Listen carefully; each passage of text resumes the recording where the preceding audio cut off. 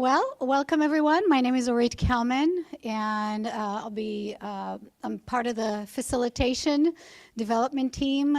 Really grateful to be included. We have a great team that is supporting the work of the DRIP Collaborative. We have Julie Ekstrom and Zoe Canavis and Glenn Lowe and Anthony Navarro in the back. And so we've been planning and working with you to get ready for today, and we have a packed agenda. Really looking forward to our discussion.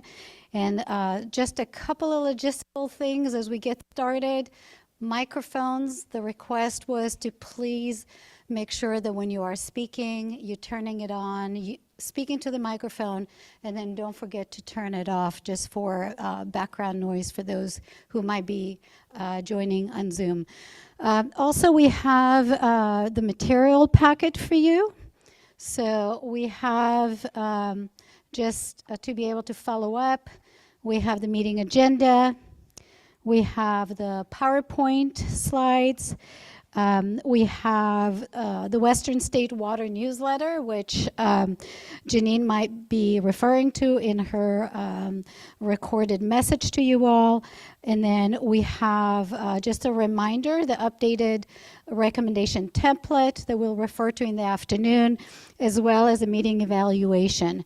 And throughout the day, if you find that you have comments, edits, suggestions beyond what we discuss, because we do have limited time and we're going to move through the agenda, please write notes into either the meeting evaluation or the PowerPoint presentation, add to it.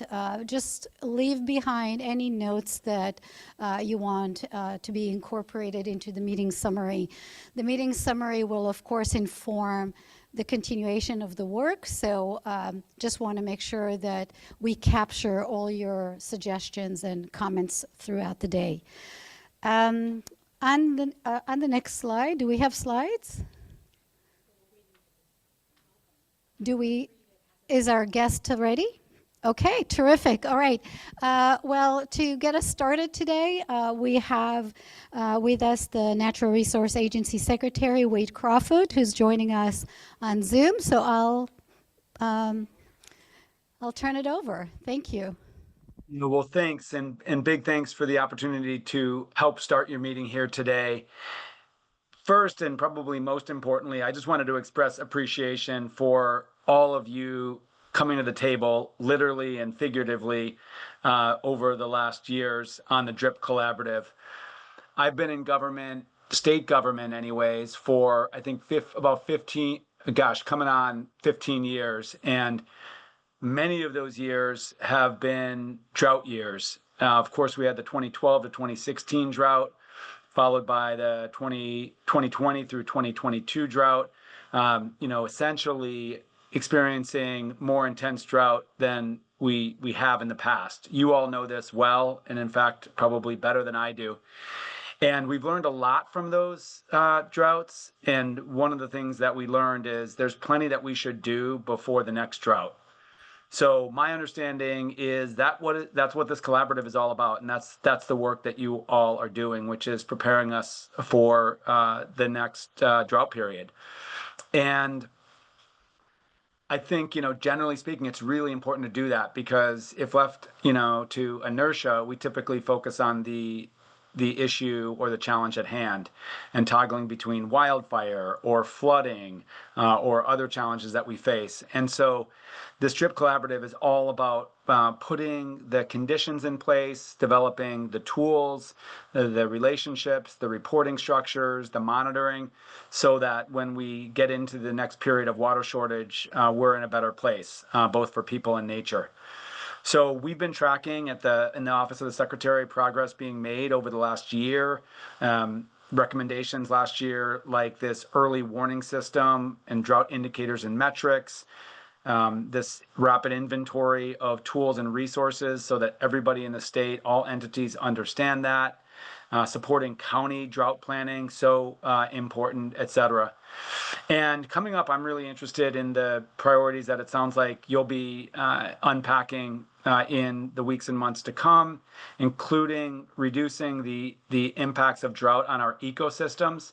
We know that our rivers and our waterways, our aquatic habitats were hammered in these last two droughts, and we need to continue to find ways to build the resilience of those natural systems to drought. That's both the animals and the plants and just the overall ecosystems. Also, this discussion and effort around land use planning and drought. I'm so proud of Department of Water Resources and the implementation of SGMA, now over a decade old. I think we are making great progress on building up the sustainability of our groundwater resources, which is really important. I'm also thankful and proud of our Department of Conservation on the land use repurposing funding that it's providing locals who are really thinking if the land needs to be taken out of agricultural production to bring groundwater into sustainable balance, what can it be in the future? So I think we're already making progress on land use, and then this collaborative can really help on that. And then all things water infrastructure. You know that we and Governor Newsom are prioritizing in a very intense way getting our infrastructure modernized. Simply put, from my view, yes, we have to diversify our water supplies. Yes, we have to build out our nature-based solutions. First and foremost, as always, we need to continue to optimize conservation and efficiency. And we need our water infrastructure, particularly our state water project, to be built to withstand these weather extremes that we're having. So that's Delta conveyance, that's addressing subsidence on the California aqueduct and other aqueducts in the Central Valley, that's Sites Reservoir. So, you know, it's sort of this all of the above approach towards building resilience that we've talked about for a long time. And lastly, I'll say, you know, fundamentally, this collaborative is about breaking down silos. You know, we're a big, complex government. And so, of course, there's divisions of labor and expertise, and that's to be expected. But I hope we'd all observe that we can do more across our different statutory responsibilities and our different organizational structures to ensure that we are planning and preparing and ready for the next drought. So this is nothing more than to say thank you, big appreciation to what you do and ongoing encouragement. You really do have the support and the attention of leadership, not only in our agency, but across the Newsom administration. So thanks very much for the opportunity to beam in. All right, terrific. Thank you so much to the Secretary. Really good to just hear the way he laid out our very ambitious agenda for the year, the 3 topics that we will be discussing, and the importance to really leverage the diversity of expertise that are sitting here in the room as we're moving forward. So, okay, now to the mundane logistics. So as always, the meeting is live streamed and recorded. So again, just a reminder in terms of microphone use to make sure that everyone can listen and hear the conversations. Members of the public are always welcome, and we've set up time throughout the meeting to solicit input from the public on the topics that we're discussing. Electronic courtesy, turning off or muting your cell phone. This is such an important opportunity for us to dedicate a whole day to be in conversation with each other. We want to make sure everybody is really engaged and present for the conversations. And again, all viewpoints are welcome. We're dealing with very complex topics, and so looking forward to engaging conversation and an opportunity to really innovate in a thoughtful way as we're thinking ahead. So that's just kind of setting up our meeting and moving forward. Want to talk a little bit about our meeting objectives. And you'll see the 3 meeting objectives align with what we shared with you at the informational meeting back in February. We had a conversation last year at the last meeting in October, a little bit around just your reflections about the process and the content that we engage on. And what we ended up with is that throughout the year, there are essentially 3 threads that we're going to advance in our meeting. One is that we want this collective an opportunity to really learn from each other. And so to the extent that we can set up time to hear about the work that you're all doing to advance drought resiliency, we want to make time for that in our meeting. We also want to make sure that today we're finalizing the focus areas, the 2025, the problem statements that you've been working on, and use that as a foundation to start identifying ideas for recommendations that we want to advance in 2025. And as you'll see in the agenda, the third thread is really making sure that we are reflecting back. We have a set of 2024 recommendations. We want to make sure that we're tracking that throughout the year as we move forward, and you'll hear from Julie about that in a little bit. Moving next to the next slide, you'll see our agenda. So the way we set up the day today, we also heard from you that it's important not just to be in one conversation, that there's real value in getting into breakouts and having more in-depth conversations on the topics that we're covering. So we're trying to really balance the sharing information, the large group discussion, the breakouts, and hopefully we're all at 5 o'clock going to be super excited about the outcomes and the ideas that we're going to be working on for the remainder of the year. So we're going to have, starting with informational updates. Janine Jones couldn't be here today, but we have a terrific recording that she had prepared for us, so we'll do that. Julie is going to talk about a process to follow up on the 2024 recommendations. We have new members, welcome. So we're going to give you an opportunity to share a little bit your thoughts about what we're focusing on here today. And then we're going to talk about the cross-cutting themes. We're starting with that because it, as we've talked about in the past, it really shows up, these themes show up in all the work that we're doing. So we have a process to propose and to hopefully vote on today. We're also going to have a bit of an update on the communication program. If you remember, that's a 24 recommendation that had evolved throughout the conversations, and we're going to talk about potentially how to move that forward, recognizing that communication is such an integral part of all the work that is being done. And then after lunch, it's going to be a roll up your sleeve kind of work. We are going to start with the problem statements, get a general agreement of what the problem statements are for the 3 focus areas. We're not going to look to wordsmith, but we want to make sure that the key concepts are there, that we're all in agreement that the problem statement generally define the focus areas. And then during the breakout sessions, we're going to start brainstorming and thinking through ideas. Hopefully we're going to come back late afternoon, have a short list that we're all going to push forward as our agenda for the year. So that's our very, very full day. And you'll see throughout the day we have public comments. So that's our plan for today. And let's see if I had forgotten anything. Yes, we need to establish a quorum. So let's make sure that we do that. A quorum is 14, and I think we have that to continue in our meeting today. So I'm just going to call them up. If you can just say that you're here, let us know. Alvar Escribabu, here. And apologies if I mispronounce anything.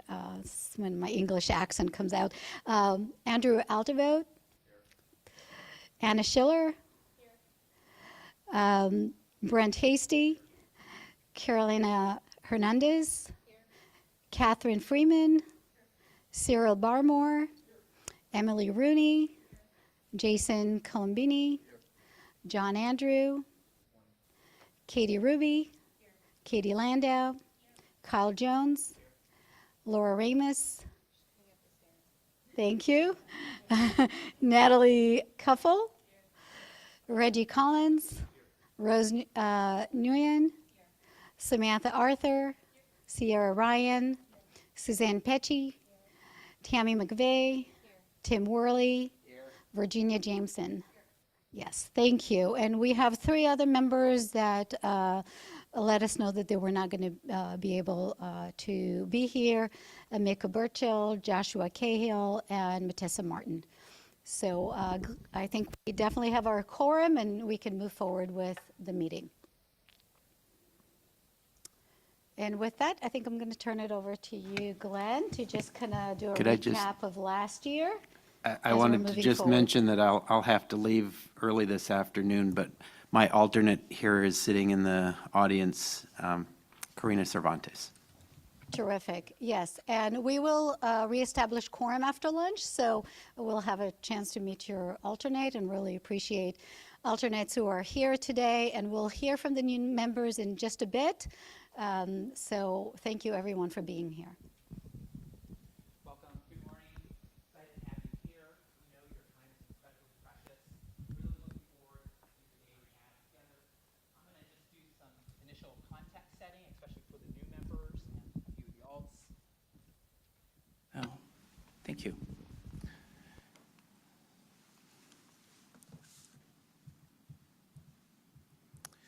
Okay, we've seen this slide before. Year 1 was building relationships, building trust. Practically, we surfaced about 100 plus ideas. We turned those into a number of focus areas. Year 2, last year, we took those focus areas, created work groups. We went to work on 7 different recommendations, 6 of which we actually approved in the October meeting. Year 3, this year, we're really looking forward to applying and taking that muscle and trust and relationships we built the last couple of years and applying them to pretty complicated and complex problems. And so I think as we look forward to this year, there's a lot of work to be done, but we've laid an incredible foundation. Just to remind ourselves where we were in October, the last time we met. This is a quick excerpt from, actually it's not advancing. If we can go to the, yeah, perfect, thank you. This morning I rewatched some of the October meeting just to remind myself. I'm just going to read a few quotes because I think it's better for you all to be speaking. So these are just some quotes from you. Impressed by the group dynamic, especially healthy, positive, and productive. We had growth and growth pains. What we've done in 2 years is remarkable. Very proud of the journey we've been on. We struck a great balance of ambition and actionable, and we adapted along the way. Now, we also acknowledge that there's work to do. In particular, that there are open questions on implementation, especially now that we have recommendations approved from last October. And in particular, something that I've taken to heart is a drive toward tangible results. So not just an implementation plan. And so we'll talk about that today. We'll talk about that throughout the year. Julie will come up a little bit and talk about the progress that's been happening on the recommendations. Okay. And then, thank you. Just to acknowledge the timeline we have for this year, this meeting, not in April, happening here in May, so between May and July will be a little bit compressed. But thank you so much for your participation to date. We had the meeting in January, February, then the work group meetings in March. A lot of work has already been done. An early shout out to the work group co-leads who have done a lot of preparation for this meeting. We're really excited to have you all up here, front of room, talking, and in the breakouts in the afternoon and in the readouts. As we look forward, really the key topic for today is what are the recommendations? One of the big questions we'll discuss throughout the afternoon in particular is how many? Last year we did 7, approved 6. We have 3 gnarly topics for this year. How many recs we come up with? That's really the key question for today. Between now and the July 18th meeting, really just 2 months, we're going to have additional work group meetings. We're already in the process of scheduling those. And the goal, of course, is really aiming toward that October meeting. If recommendations are ready at that time, we will do a similar vote like we've done in the past, and we'll see how many recommendations we can get done this year. Sum total of all of this, very similar process to last year. It'll feel 80, 90% similar. There are some subtle differences. We try to streamline the template. But we know that we're facing some challenging topics this year. And so if at any point anyone has questions, definitely let us know. We're always willing and excited to update the process or tweak things along the way, but hopefully we have an exciting year ahead of us. Okay. Yeah. All right, and as we're kind of doing the recap of last year and looking into the year ahead, I'm wondering if our chair would like to say anything. No, thank you. And we'll get started on our next agenda item, which is Janine Jones' recording. And I think we have it all set up. Thank you, Fresh Air, for taking care of us today. A lot of different activities going on here. Very hybrid. Okay, thank you.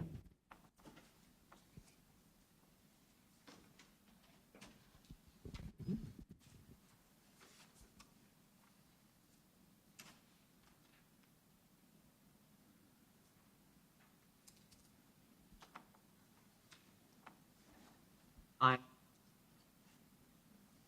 person, but today we have a recording for you. Hello, everyone, and good morning to those of you in Sacramento. This is Janine Jones with DWR. I'm sorry I'm not able to join you in person, but today we have a recording for you about water supply and federal budget conditions, the latter being in response to the many questions that we've gotten about the current situation. So starting out with the water conditions, we are actually having a very abnormal condition in California right now, and that is that we are having a normal water year.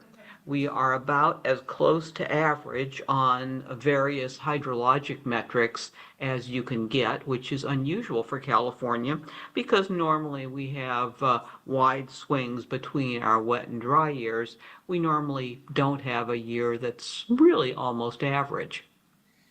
And looking at the spatial distribution of precipitation, we can see that Northern California has done better than the southern part of the state, which is actually not an unusual condition in the historical record.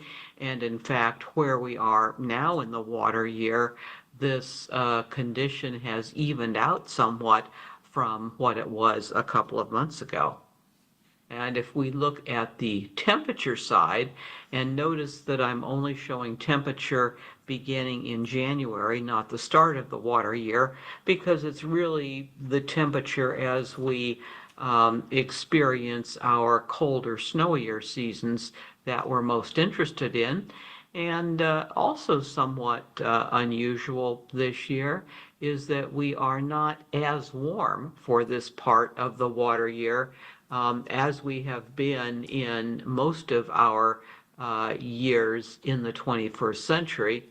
This isn't quite as cool as water year 2023 was, but it's definitely cooler than many of the years that we've had in our recent past. And looking at snowpack, again, we are right about on average for the peak snowpack right around April 1st, a little bit over average in the northern Sierra, a little bit under average farther south, but still about as close to average as we're ever going to see in California. And looking at reservoir storage, we're continuing in our trend for the last several years now of being somewhat above average in reservoir storage, reflecting that Northern California has done well in all three of the past water years, 3 counting this year, which is, we've usually not had the situation in the 21st century of having a series of nicer, meaning wetter water years occurring in a row. So this has been great for reservoir storage. And if we look at groundwater storage, this is also looking better than it has in some past years, referring in particular to the statistic for monitoring wells, but keeping in mind the statistic that's used on our Cal Groundwater Live website to calculate this is a statistic that's based on a relatively more recent part of the record, not something like a 50-year or a 75-year record, unlike some of our surface water data. But still, this is better than we have seen in, say, the last couple of decades for single-year numbers. And water project allocations, fairly similar to last year, reflecting the good conditions, particularly in Northern California, where much of our SWP and CDP supplies come from. And if we look at the Colorado River system, which is obviously very important for Southern California, this is the Bureau's longer-term modeling effort that they update monthly for operations of Lake Powell and Lake Mead, showing that in the current calendar year, we're above the shortage trigger that would affect California. Going into the future, we potentially, in some of the traces for the future, would dip below that level, but keeping in mind that's dependent on next year's hydrology, so not something we can really focus on right now. And also keeping in mind that after 2026, the river system will be operating under new reservoir management guidelines. Probably the most significant thing in all of the hydrology for this year, whether California or the Colorado River system, is the factoid that I've pasted at the bottom of this slide, which is that the forecasted inflow for the current year to Lake Powell is only 71% of normal.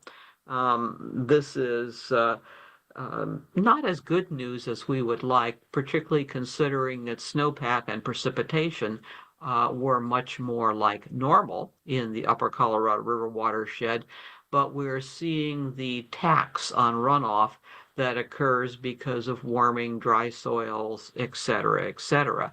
And obviously the Colorado River has been in prolonged drought conditions in terms of reservoir storage, and this is a challenge that we will continue to keep facing at the big picture scale.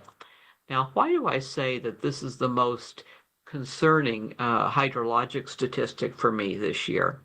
Well, if we go back and we look at that precipitation map again, your first blush reaction might be to say, oh my goodness, the southern part of the state is really, really dry. And it's true if you look down there at that one corner of Imperial County, which is the driest part of California on this map, it is quite dry, but keep in mind that Imperial County relies almost entirely on imported Colorado River water, not much use, no real use of local surface water or groundwater because it's generally too salty.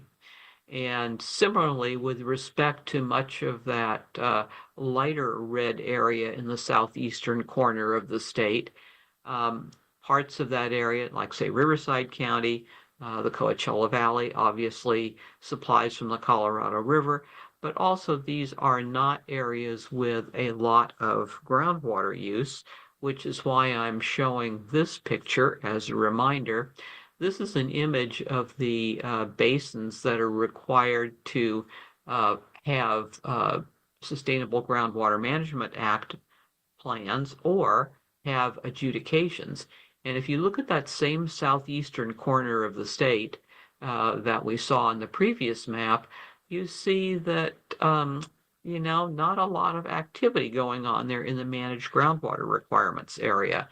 And what that reflects is that part of the state is a very low groundwater user, generally speaking, because we have a lot of federal land ownership, and much of it, as you go north above Imperial, certainly into Riverside and on up, is federal land ownership and pretty much arid desert. So we don't have the water use there that could otherwise be concerning. bottom line for the intrastate water supplies in California this year, no major issues. Something to think about for next year if we again have a second dry year for the southern part of the state. But right now for this year, the bigger picture is the longer term concerns about the Colorado River. Now, shifting gears and talking just a little bit more about the Colorado River. As you know, we are in the midst of a process to develop new reservoir operating guidelines for the river. Those negotiations are ongoing, and the existing guidelines will govern operations through December of 2026, and after that, the new guidelines go into effect. The reclamation has been working on a draft environmental document that would outline their proposal, and that's expected out in draft form, maybe around the end of the current calendar year. So that's where we are in that process. And now changing to my second topic, one that's been getting a lot of attention in the media, is the federal budget process. So we've obviously been hearing about many actions that are occurring in the current federal fiscal year, which is FY25, such as the firing the probationary employees, buyouts for early retirement offers, or just for buyouts in general. That is with respect to the existing FY25 budget, and obviously has raised a lot of concerns about just staffing levels at federal agencies. Some statistics suggest, for example, that NOAA, the agency which produces much of the weather and climate data that we rely on as water agencies, has lost about 25, maybe 20% of its staff in the current FY25. Now, the FY26 budget process is now beginning. That actually starts off when the Office of Management and Budget, or OMB, passes back to the federal agencies the budget summary that OMB has used to put together the president's budget request. The top line version of the president's budget request, meaning high-level summary numbers, did come out week before last now, I guess, but the line item detail is not yet there. But we do have that available as a preview of coming attractions. And it's important to remember how the federal budget process works. The president makes a request to Congress. Congress then takes it up in the appropriations committees and works on a budget which, in theory, is supposed to be executed before the new fiscal year begins October 1st. Obviously, in recent years, we have not had many budgets that have come out on time, actually, and we've probably had more continuing resolutions than we have had enacted budgets. FY25, for example, we are in an ongoing continuing resolution. And also important to point out a difference between the state and federal budget process. In the state budget process, the governor has line item veto power. So the legislature can produce a budget, give it to the governor, and he can subtract things from it through his line item veto power. The federal budget does not have that feature. So after the president makes his budget request to Congress, Congress acts on the series of appropriation bills, and then they all go to the president for signature. His choice is either to sign or not sign. He does not have line item veto power, as we see in the state system. So moving on to what we know based on what's been released on the executive branch side for FY26, these are direct quotes from the OMB passback. So these were the instructions to federal agencies that OMB gave them with regard to what the president's budget was going to be. Within NOAA, there are a variety of different line agencies, including, for example, NIMS, the Fishery Agency, the National Ocean Service, and of course the ones we're particularly interested in, the National Weather Service and the Office of Atmospheric Research.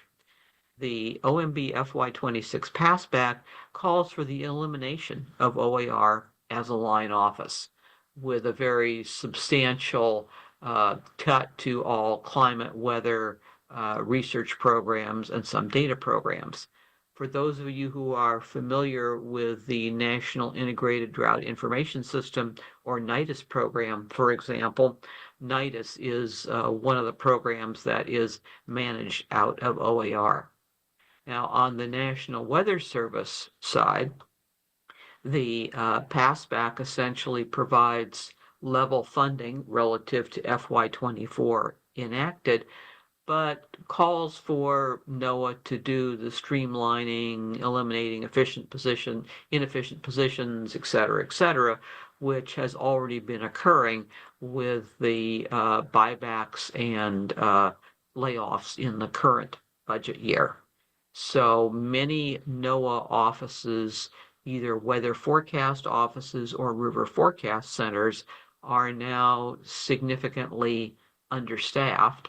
And at DWR, we're particularly watching what's going on with the California Nevada River Forecast Center because of our joint relationship on flood operations, as well as data collection and other related things.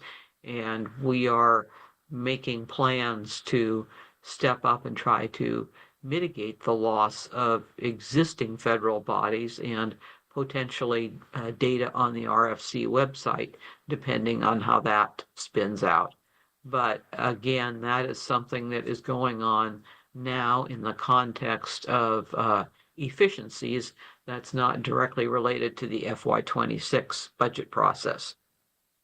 Now, week before last, the FY26 President's budget request came out with top line numbers. And for those of you who aren't familiar with federal budget speak, the word discretionary in the title has a particular meaning in federal budget circles. It refers to funds that specifically go through the Appropriations Committee process. So that's all it's referring to for this example. The bottom line out of the NOAA top line budget is a large cut, $1.3 billion basically. And the text that's provided there is the exact text that was provided in the President's budget request release. So at this point, where we are in the budget cycle is the President has released the budget request summary numbers. We expect the line item numbers to follow maybe this month, and the appropriations committees will then begin their work on the budget. Keep in mind that we're already close to the middle of May. Congress does take a summer recess, and the current federal fiscal year ends in September. Taking all of those points together, it's quite likely that the same thing could happen this year as happened last year, in which we once again begin the new federal fiscal year with a continuing resolution. And at this point, since we don't have line item detail, it's hard to identify all of the specific additional cuts that will be happening in FY26 on top of the cuts in staffing and workload activities that have already occurred in FY25. So the bottom line is that we are very concerned about data, research resources from the federal government, forecasting support, all of those things. And we're right now waiting to see what the congressional response is in the budget process to the current situation. So that's all I have, and this is where I will wrap up. Sorry I'm not there to be able to take questions in person, but if you do have some burning questions, please pass them along to Julie, and we can work out how to answer those for you. Thank you. All right. Too bad that Janine couldn't be here. She's always such a voice for very, very specific, defined reality sharing, the way she comes at it. Does anyone have questions or comments that you want to pass through to Janine? Go ahead, Kyle. Yeah, two things. One, Okay. normally Janine, I'm very happy when Janine reports, and it was a great water year, and it's one of the most depressing reports after the last portion. I guess my question is, we all budget for this, and we all need this data in many of our operations. So is there, I'd ask Janine, is there a possibility that we're going to have to fund private, we're going to have to privately fund, or our own organizations are going to have to fund for this weather research, because many of us can't operate effectively without having some kind of understanding. FIRO doesn't work without knowing what's going to happen. And so I was just curious if she has any ideas and what kind of funding that's going to happen. Thanks. Yeah, how do we make up for this very, very deep cut and gap? Yeah. Kyle, did you also have a comment or question? Yeah, I just wanted to flag that we had a dry well in the Salinas Valley near Greenfield. And so I know we've had a couple great normal years, and it's nice to have kind of a breathing room between disaster. But that impacts to domestic wells in rural communities continue because the state of infrastructure access is so poor. And I'm sure Tammy could probably tell us a lot more about what's happening in the San Joaquin Valley.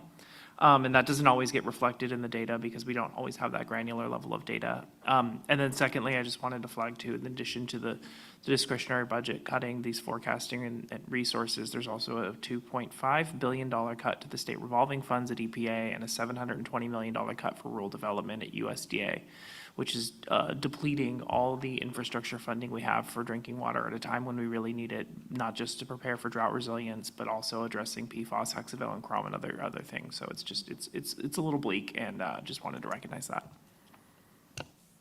Yeah, thank you. Any other comments, question to pass on before we move?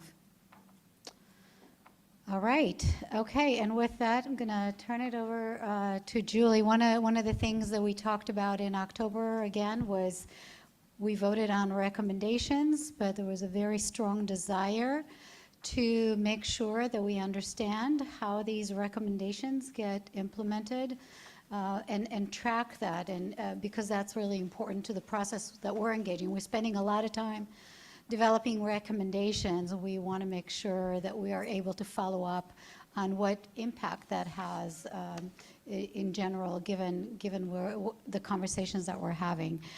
So Julie is going to talk about the process that we are proposing moving forward, and really invite you all to participate in that. I think it's very important for all of you here representing different perspectives to be able to contribute to that. Yeah, great. Thanks, Arit. Okay, this works. So happy to see everyone this morning. And as a reminder, like we have done many times, just to be clear, in this all tracking progress of how the recommendations are implemented, the DRIP Collaborative as a collective body doesn't have any authority or responsibility to implement the recommendations that it develops. But as Arit was saying, that last year several members have expressed just knowing about the progress of these recommendations was really important. And so it can help identify opportunities to bring the outputs of the recommendations back to the group and to inform the task force and discussions. And also it'll help you learn, and all of us learn about other opportunities that you might be able to engage in on related work outside of the DRIP Collaborative.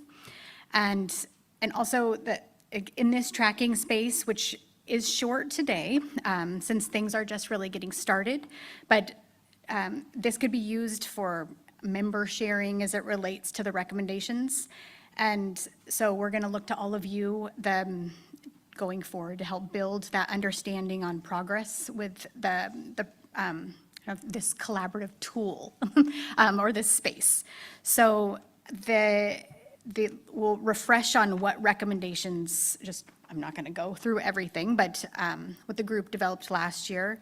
So we have the 6 recommendations here on the left, and these came out of your 3 focus areas: drought-relevant data, preparedness for domestic wells, and the definition and narrative focus area. If you need a refresher about the recommendations, they're nicely summarized in the progress report that came out in March. Did you all receive the email about, you did all receive the email about that, but sometimes things, get lost in the shuffle. But so if while we're here, if anybody is interested in having a paper copy of that, just so that you can stick it in your, your bag, we're happy to get that for you. So please let us know, or we can send it out again by email. But it is also posted on the website, and there was an article that went out about it. So the goal of this whole process is to track and share progress on these. And we did ask for your input through a survey. We got 10 responses, so thank you for those of you who did respond, whether you have information or not. It's just great to collect that, and just as some touch point. And I plan to keep that survey open so that we can gather your input before each DRIP meeting. Also, you're welcome to always email or call and just share about, things that either that you're involved in or that they're involved, that are going on, so that we can kind of weave them into this. And yes, so in terms of, this is baby steps here. So just going to go through these briefly. So in terms of the first one, the drought indicators and metrics, this note came from Alvar. So thanks, Alvar. So he mentioned a forthcoming publication on drought indicators for California, which is really exciting to hear about. So when that does come out, we will share it with the group, and maybe we can hear about it more. So and then also, as we heard from Janine just now, about the uncertainty in the next phases, and given the challenges of federal funding. The second one, in terms of the rapid inventory of drought-related tools and resources, we don't have progress to report on that yet. But in terms of the third one, on empowering county drought resilience planning for domestic wells and state small water systems, still, this is very early, but and this movement on those icons there was, what do we call it? Just some movement, yes. So at DWR, we are continuing the county drought planning assistance program. So that is helping the counties get up their task forces for domestic wells and water shortage. And also we host and developing their plans. So those should be finished by June 2026, as it's a process to develop those. We also host a webinar series. It's every month for all the counties, where they can come in and talk about those, just the challenges, and learn from other experts about how to move forward with SB 552. So that's the drought planning for domestic wells and state smalls. For the fourth one, on voluntary community-based well monitoring program, idea is we expect that there should be some progress by July or the October meeting. So hopefully we will have some more information to share about that one. And then in terms of the roles and responsibilities for domestic wells, I was going to point to Andrew for just a few words. I'm just going to wrap up this sixth one real quick. So the drought definitions and case studies, we've had early planning discussions with the LCI group that's working on the Vulnerable Communities platform, because it just in terms of how it can weave into that, it will be a nice fit and a nice home and kind of just very relevant reasoning for developing those. So hopefully we'll progress on those this year and report out. So Andrew, do you? Sure. Thanks. Yeah. Hi, Andrew Altvogt with State Water Board. So I just wanted to mention to the group on the roles and responsibilities. So we've been working in our SAFER program at figuring out the role of SAFER when it comes to domestic wells and state small water systems. And we're planning on putting out some recommendations for our work on domestic wells in the upcoming fund expenditure plan. So there'll be the draft of the fund expenditure plan will be out in about 6 weeks or so. And it'll outline some proposed strategies for this. And I'll just briefly, the first one is around strategies around data, using our needs assessment as we have done, and both gathering and disseminating data, and then also thinking about best practices around both data and data gathering, as well as things like outreach. So that'll be kind of one section of recommendations. The next one is about leveraging existing programs. So using sort of SAFER funds and resources to help to leverage programs such as work that's going on in SGMA, work that's going on in our regional board programs, and trying to help to fill gaps in those programs where we can. And so trying to use our SAFER resources to leverage kind of other work. And then the last one will be sort of a series of recommendations around how and what we would fund with SAFER.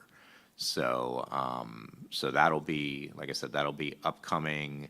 The draft will come out. There'll be public meetings around that, and then there'll be, once we get input from those, it'll be part of the board's adoption of the fund expenditure plan later in the summer or early in the fall. And then I'll also say there'll also be some other guidance on funding generally that folks should look out for in the intended use plan that will also be coming out in that same sort of time period. Does that also have a public comment period, or is that Yeah, just like the plan? that'll Okay. also, it'll all be out for public comment before the board hearings on those. So for those especially interested in this topic, on DRIP, we'll make sure we'll send it out to the group about the notices of the public comment period, when the draft comes out, and also when your webinars are going to be. Yeah, So that people can and we'll track it. also be discussing it with our SAFER advisory group. I don't remember that. I think it's June 26th is the advisory group meeting, so we'll also be discussing it there. So there'll Okay, be a which is number also a of. public meeting, Yeah, so- and it's also a public meeting. So there'll be a number of places that people can help us and provide input on it. Great, thank you. Okay. Thanks. Thanks, Julie. So we have a public comment time just right after this. Are we doing the slides from here? It's working? Okay. Is there anyone online who would like to comment? No, okay.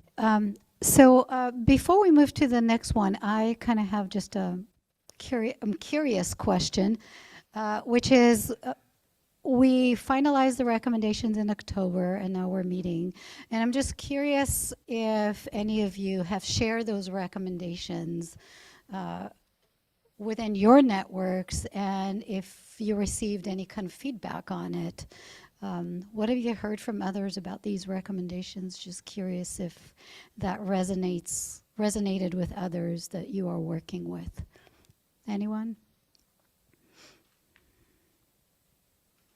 Go ahead, Alvar. And please just say your name and your affiliations for the Zoom. Okay, Alvaro Escribabao, I'm assistant professor at UC Davis. So recommendation one, I shared with NIDIS, actually with the director and the people that I've been working with, and they were excited because they have been always trying to,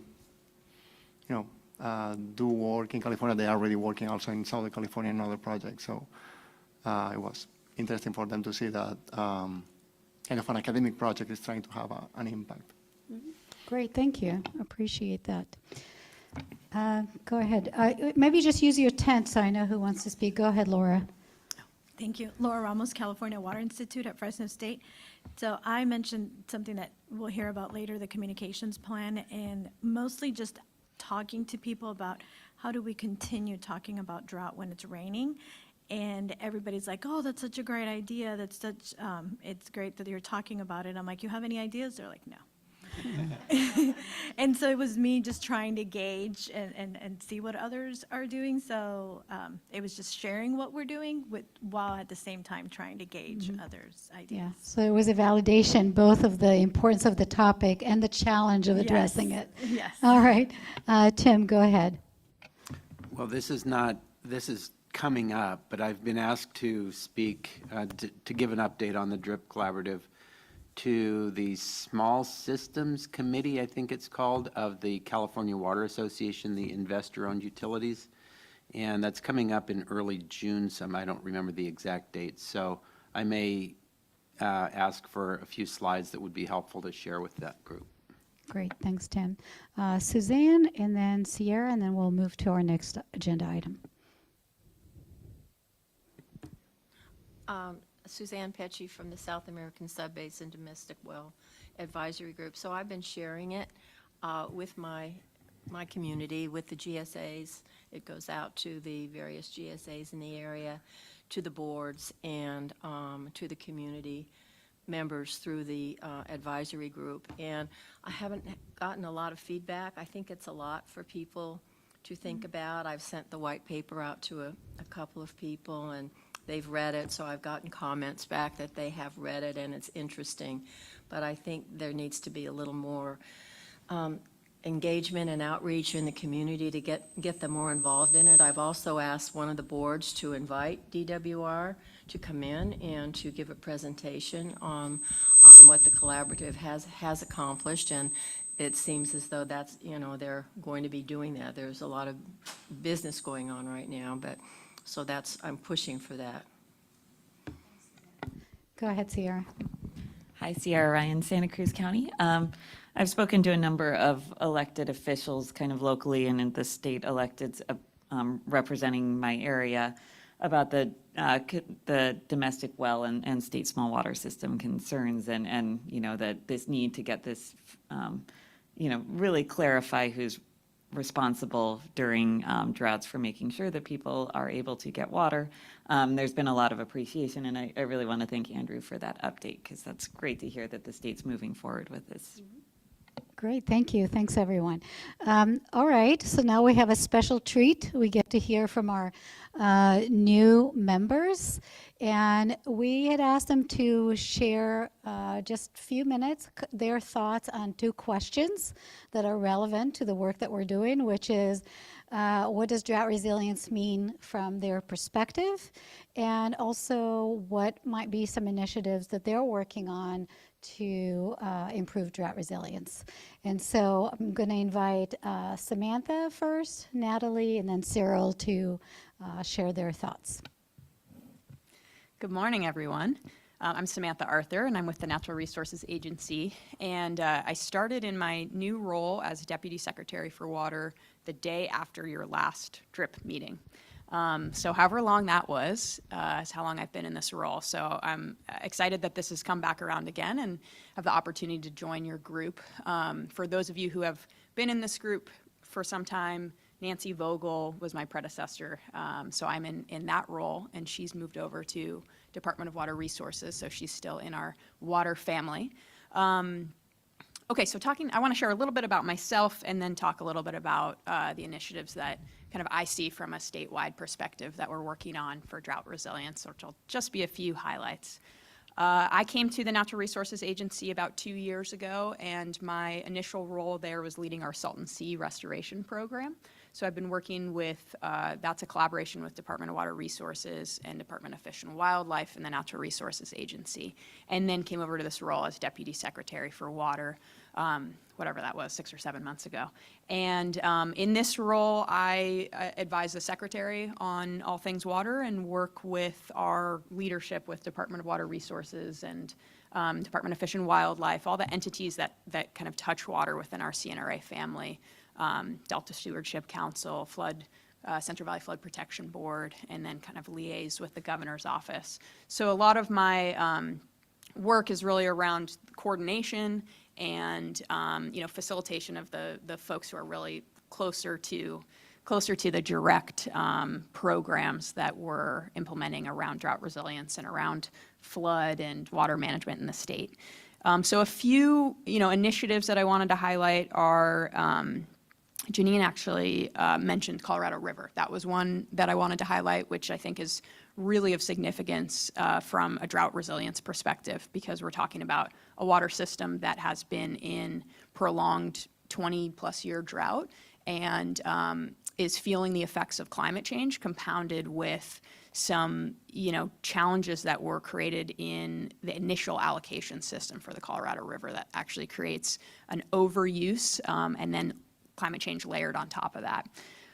Was mentioned earlier in the presentation that is Colorado River Management is undergoing a negotiation around updated operations for post-2026. So I just highlight that to say that's kind of statewide significance. Our communities in Southern California rely significantly on Colorado River for their water supply. And then it's also of significance to the Salton Sea, because when there's a decrease in water use from the Colorado River in the Imperial Valley, it decreases the amount of water that's going into the Salton Sea and has effects to that ecosystem and those communities in terms of exposing the lake bed and airborne dust. So that's an area that we're involved in from the state. We have our California-Colorado River Board that leads the state initiative in negotiations, and that's a priority of the governor's. Another thing I'll highlight is our statewide salmon strategy. That was released about 1.5 years ago. And just last month, we had a salmon strategy roundtable, and that was, I think, a really great opportunity for us to sit down and bring together folks across different sectors who work on salmon issues, from nonprofits to tribes to agricultural organizations in the state. And our salmon strategy identifies 71 actions for both the state and then other partners, NGOs, federal government, local entities as well, to advance a series of actions to bolster our ecosystems and the salmon that use our aquatic rivers. So we released a progress report, and then one thing I'm thinking about is how Prop 4 funding can help advance those salmon strategy actions.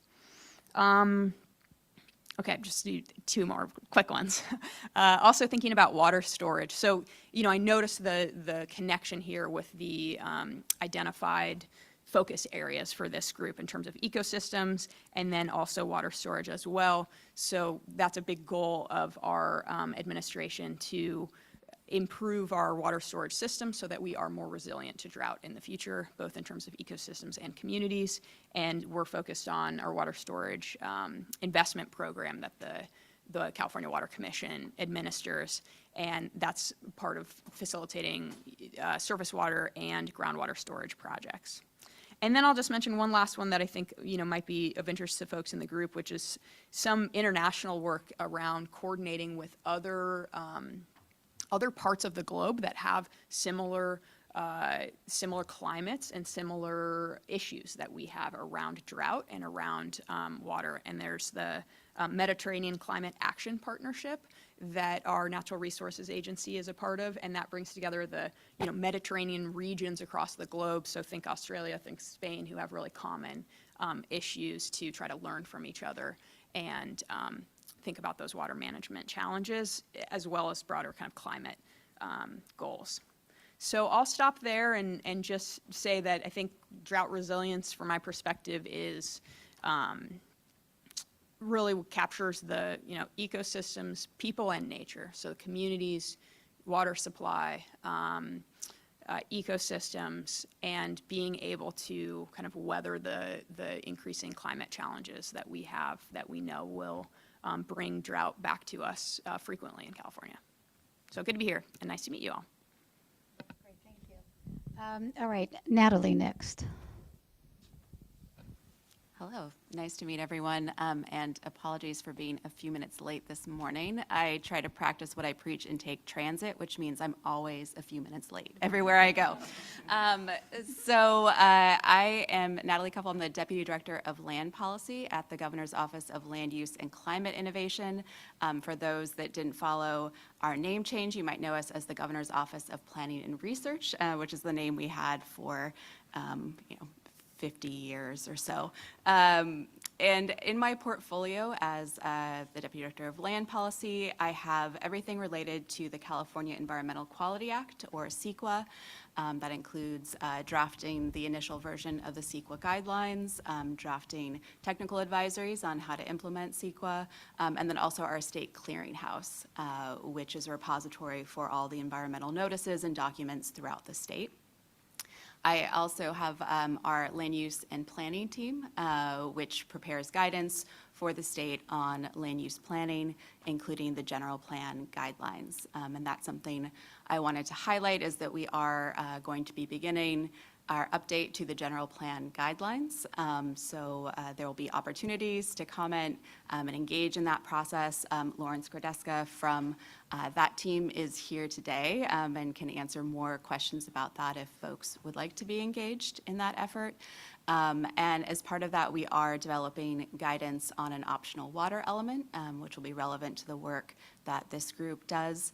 But in general, we're trying to weave climate and equity and health into every element of the general plan. So that is relevant to this initiative. Outside of my portfolio is our Integrated Climate Adaptation and Resiliency Program, or ICARP, and I wanted to highlight that that group is working on the California's 5th Climate Change Assessment, which is gathering case studies about drought resilience, and those will be highlighted not only in that assessment, but also in our Adaptation Clearinghouse, which is a resource about best practices and case studies around the state in the adaptation and resilience space. In terms of what drought resilience means from my perspective, I wanted to highlight the importance of regeneration, because I think you can't get to resilience without regeneration first. So thinking about how we regenerate the Earth's natural systems, like the water cycle, so we can hopefully have more standard water years going forward. And we've been looking a lot at how you bring the principles of regeneration even into our urban and built environments as well, since that's an area that we focus on quite a bit.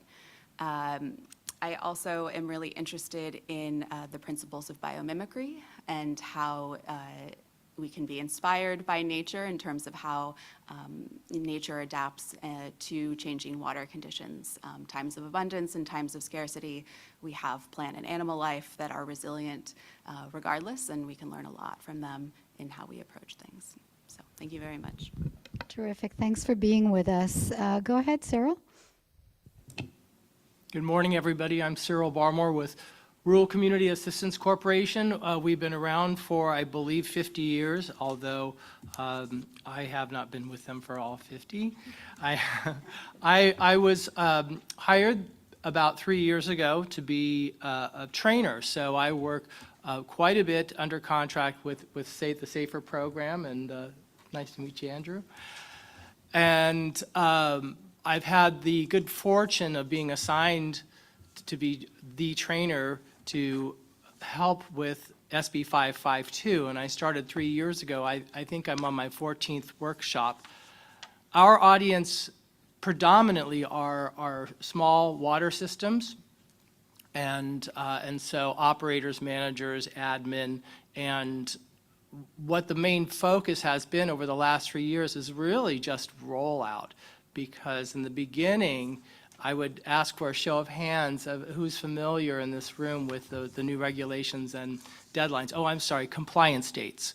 We don't do deadlines, but very few hands raised in the beginning. We're getting more hands now, and I think that because of the increased reporting requirements, that has really helped to increase awareness of SB 552 as it relates to small water systems. So next week will be, I think, my 14th workshop down in Valencia. And I'm very excited about it because Rachel Wittenberg and Chad Fisher from Water Boards will be attending virtually and giving their presentation. And then also Will Callan from UCLA, he's an environmental grad student. So that's what I've been doing for the last 3 years. I'm very honored to be here with all of you. And one of the things that RCAC does provide, although I haven't had the chance to really incorporate these things, we do well assessments and maintenance. We have a well repair replacement program. We do have loans and grants and funding available because amongst the many things that we do, we actually are a bank. So we do have our own funding sources. And what I'm hoping is particularly, I believe, for the county drought task forces being assembled, that I can lend some assistance in these areas and these programs to the domestic wells and the state small water systems. So there might be some real nice work we can accomplish together. Thanks, Cyril. And really appreciate hearing all that you bring. I think that's what makes the DRIP Collaborative really strong, is that we're looking at complex problems through different lenses. And that becomes really an important way of really addressing the issue. So thank you for being here, and really looking forward to especially our afternoon breakouts, where you'll have an opportunity to really bring your perspective into conversation. So we're going to move forward, and our next topic is the cross-cutting themes. If you remember, that was one of the topics that we advanced in October, to look at kind of different issues and topics and principles that we felt was really important to really consider and incorporate to any of the recommendations. And we wanted to make sure that we have a process that we all agree on, and topics that we all agree on in terms of what that looks like as we incorporate them. So we have, I believe, Kyle, you're going to present on it. And here you go. Thank you to the whole team that met and contributed to the outcome that you're presenting today.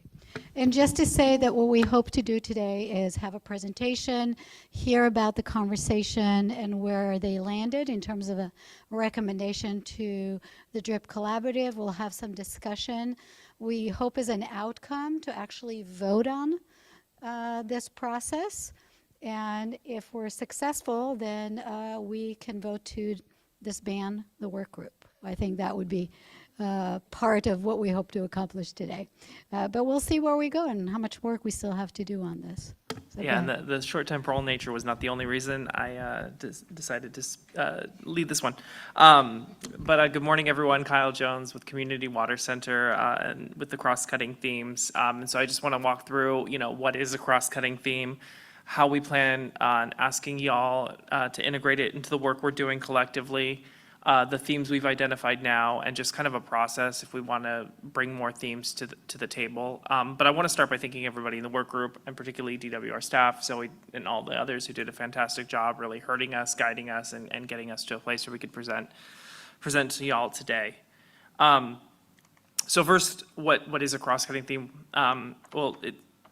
General themes that provide a consistent lens for our work to ensure that the key topics are thoughtfully considered and incorporated across the development process. And I think when we thought about them, we thought about what are the themes that are really important in affecting drought resilience in the state of California, but really are just beyond us to solve.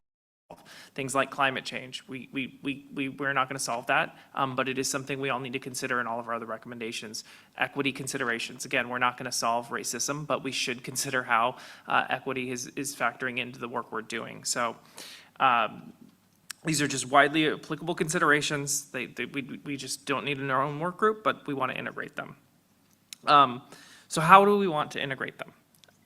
Cross-cutting themes, we thought to make sense, similar, I come from the world of human right to water and that kind of consideration thought.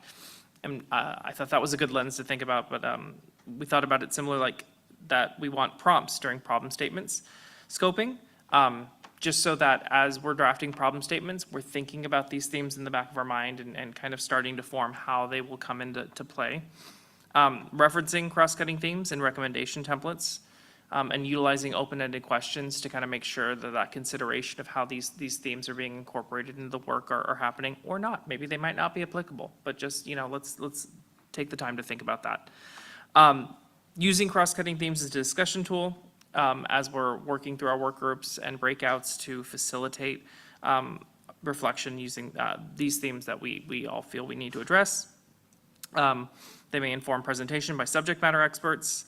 And then the themes could also support kind of end-of-year collection reflection as we think about the work we did, applying it in these cross-cutting themes to show the work, how us as a collaborative is working to support climate resilience in California, equity in California, advancing nature-based solutions in California. And so the proposed themes we've included now, based on kind of the conversation we had, I believe in October of last year, is climate change adaptation, nature-based solutions, and kind of a broader bucket of equity that includes racial equity, climate justice, the human right to water, and tribal engagement. We also were really cognizant that, we in October couldn't decide what we want to decide in the future, and we may have other thoughts about what other cross-cutting themes we need to consider across our work, and so we discussed how we could add more cross-cutting themes if others or ourselves feel they need to be added without reconvening the work group, because we don't think it warrants us to come together for another meeting and put DWR staff through the stress of having to schedule that. So we've decided to suggest that the full collaborative can consider additions and decide them through group discussion, whether to include them. So we've actually already identified some that we didn't have authority to proceed with, but that we wanted to consider and tee up for future discussion for the whole DRIP collaborative. And those include governance, emergency management, public health, mental health, and economic resilience and workforce development. So things like economic impacts, financing mechanisms, labor, and workforce considerations. So if there's any others, we can, I believe, get those to DWR staff, and then we can think about how to incorporate that into the work the rest of us will be doing in our work group setting.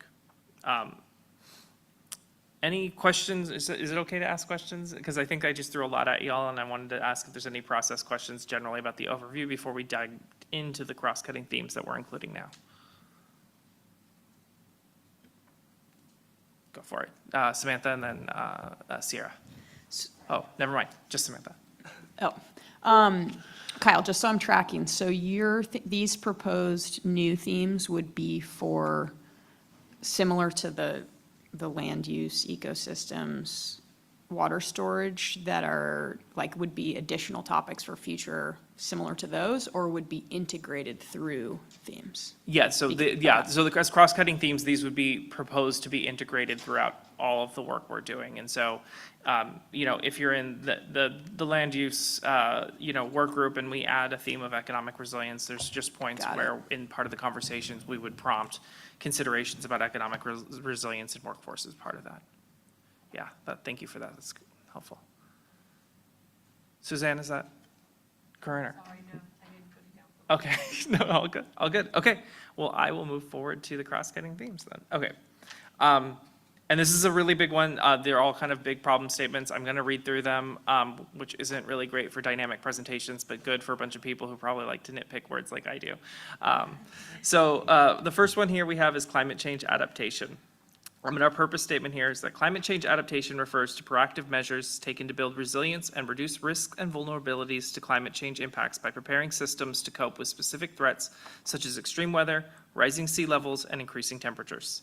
In California, this means adjusting water management, land use practices, and environmental policies to withstand climate stressors like changing precipitation and hydraulic patterns, sea level rise, and more frequent flooding. Unlike resilience, which is a state of readiness, adaptation involves the concrete steps needed to achieve that readiness. It is also distinct from climate change mitigation, which focuses on reducing or preventing greenhouse gas emissions to limit the severity of future climate change. Examples of adaptation strategies include enhancing water use efficiency, increasing conservation flows, expanding new water sources such as desalination and recycled water, implementing integrated water management plans, upgrading infrastructure resiliency and flexibility to withstand extreme weather, and restoring ecosystems that provide essential services such as clean water and healthy soils. Adaptation also requires improving decision-making and planning processes, such as developing land use policies that account for drought resilience and long-term environmental sustainability. Almost had it. So for y'all, I just wanted to ask, is anything missing from this statement? What is that? Or does this statement sufficiently inform related discussions in focus areas and in these smaller conversations about climate change adaptation? Tim? I just have a question for my own clarification. In the sentence that gives examples of adaptation, it says include enhancing water use efficiency, increasing conservation efforts. And so I'm wondering what is meant by increasing conservation efforts, because sometimes in the water arena that can have different, it can mean water use efficiency, and in some contexts it can mean increased storage or conservation of water in that sense. So is it the same as enhancing water use efficiency or the other meaning?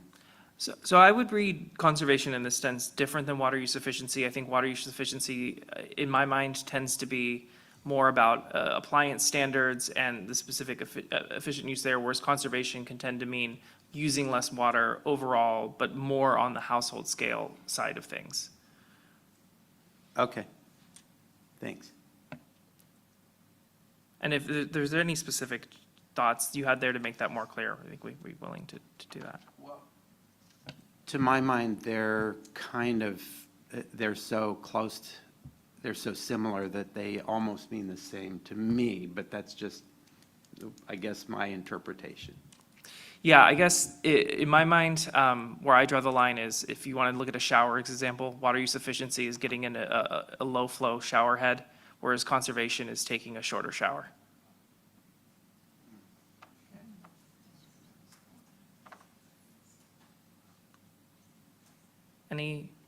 Any other questions? Anna?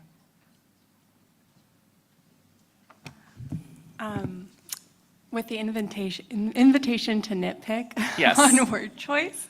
Well, actually, to add on to that conservation comment, I would agree that there is a lot of ambiguity there, and it can be interpreted many different ways, which maybe is a benefit, given that we're listing examples, and I think there are a broad number of ways that we can reference potential adaptation strategies. But I was even interpreting conservation in the context of natural systems and understanding that having healthier ecosystems will contribute to climate resilience and adaptation strategies.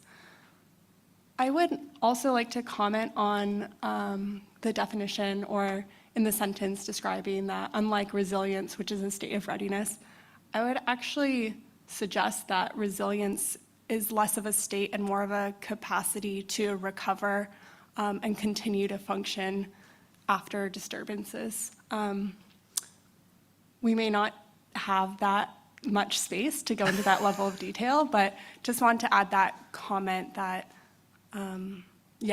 considering resilience as a capacity and understanding that the state is likely going to be evolving over time as we experience it, more shocks and disturbances. Thanks. Yeah, that's really helpful. Can I go to Suzanne and then? So, I agree, but I also think that resiliency is more ongoing. It doesn't just relate to one incident or a series. It's a certain capacity that you build that is an ongoing way of thinking and a way of reacting all of the time, whether it's good or bad, whether it's drought or whether it's, great years. So I would think it isn't just for one event. It's an ongoing, maybe it's a state of mind. Thank you, Suzanne. Cyril? I'm looking at the top, preparing systems to cope with specific threats and systems. See, I hear water system, so that's the hat that I wear. And so could you explain a little more about what you mean by systems? I believe it's a broad statement about systems. I don't think it was meant to be specific to water systems generally. I heard somebody say natural systems. Yeah, exactly. So Natural is that an systems, example? ecosystems, water systems. I think Okay. there's a lot of systems in the process that we meant to capture there. And did I hear you say that this is more on a residential level than another water use level? That like was agriculture? that was specific to that one. Showerhead. Yeah, specific example about what we meant in that term that was meant to be part of an inclusive and non-exhaustive list. Okay. So, Great. but yeah, this is definitely can scale from broad to the household. It's going to depend on the individual conversations, and I think the thought is that, as you know, we want people to be mindful of climate change adaptation as they're going through all the conversations they have in the work groups, whether it be large-scale system changes that maybe might be more at scope in the land use conversation, to small scale in the household as we talk about infrastructure. Great, thank you. Brett? Yeah, I just want to say that I think that your word readiness is good, because I guess I would say our entire system is built on resilience, which is, from a flood, we bounce back. From too much water, we bounce back. From too little water, we bounce back. What we want is a system that can bounce from either side quickly and efficiently and still work. And so I like the readiness. I don't think you'd call it the bounce back, but so it's a great word, so thanks. Can I ask DWR, do we have a process if we want to make any tweaks, if that's welcome, or are we just trying to? I think what we're doing is we're capturing some of the ideas here, and I think it really is important to remember the intent here. The intent here is to develop a statement that can support a discussion about any particular recommendation and how climate change adaptation is being addressed in that particular recommendation, or what is the connection. So the intent is not to have a purpose statement that is exhaustive, but is sufficient to generate a conversation around it and to kind of help identify the particular aspect of our recommendations that relate to climate change adaptation. And that kind of thinking applies to, I know you're going to go through 3 different topics, but it goes for all those 3 topics. So what we're looking here is that, and you highlighted, you bolded some of the key components of when we're thinking about climate change adaptation, what we're looking for. Is there anything glaringly missing that you think if somebody were to have that conversation, it'd be good to kind of identify some things for them to consider? Is there anything that is missing? And do you think, as written, if that's going to be sufficient to generate a conversation?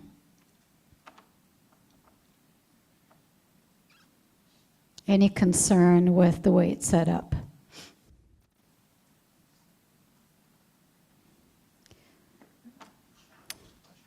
And it would be great if somebody just wants to say, yeah, this is fairly good. That would be nice too. You know, we sometimes look for things that are missing, but sometimes it's nice for the group that worked on it to know that, yes, it generally is a supportive statement. I can chime in. Katie Ruby, California Urban Water Agencies. I think this is a great statement.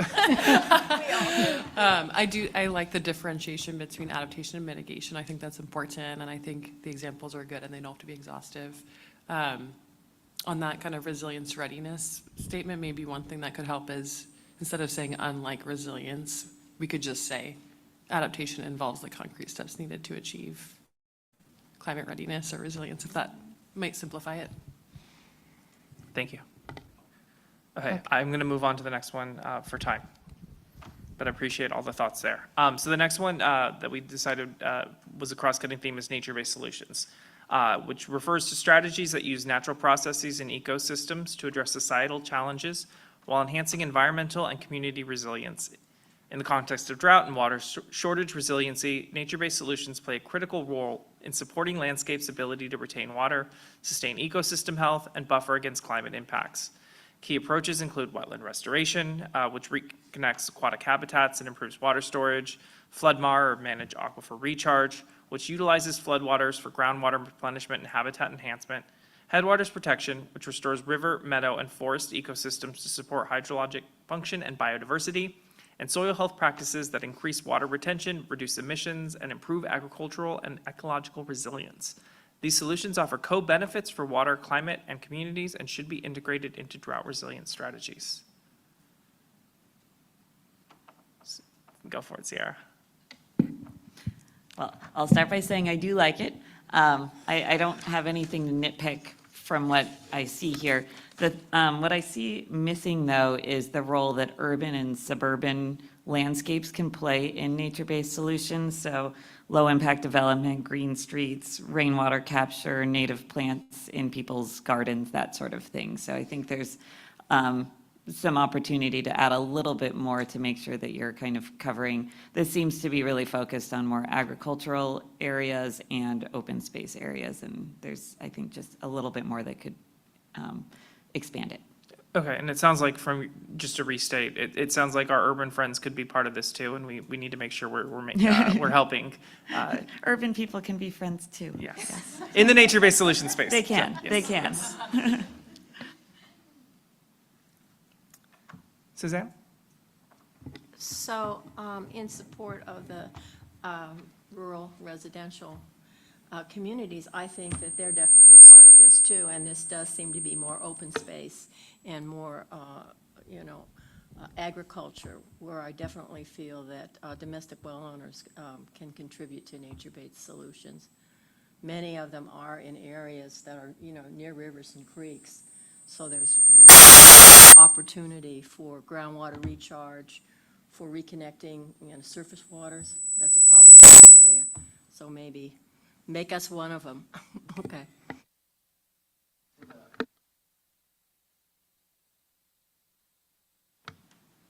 Thank you, Suzanne.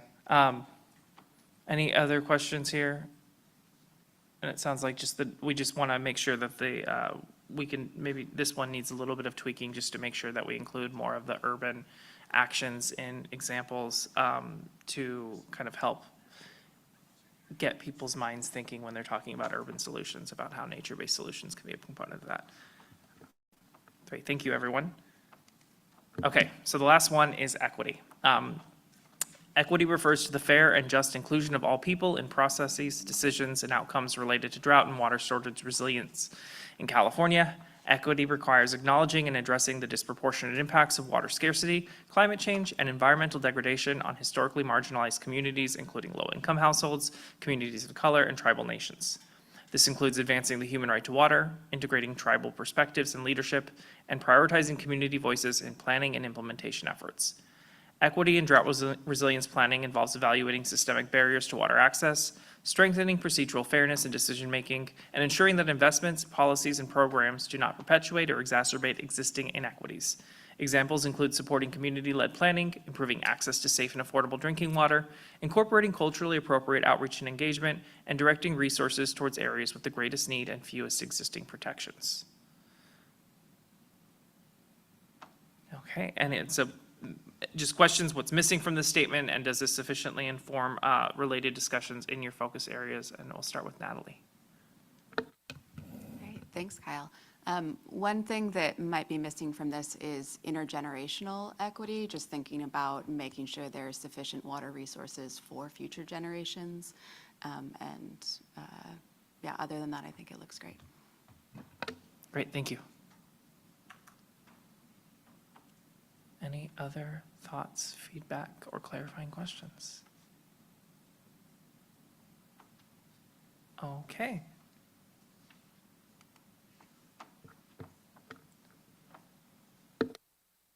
Take it from here. Thank you very much, and to the group for all the work, yes. I'll take that, thank you.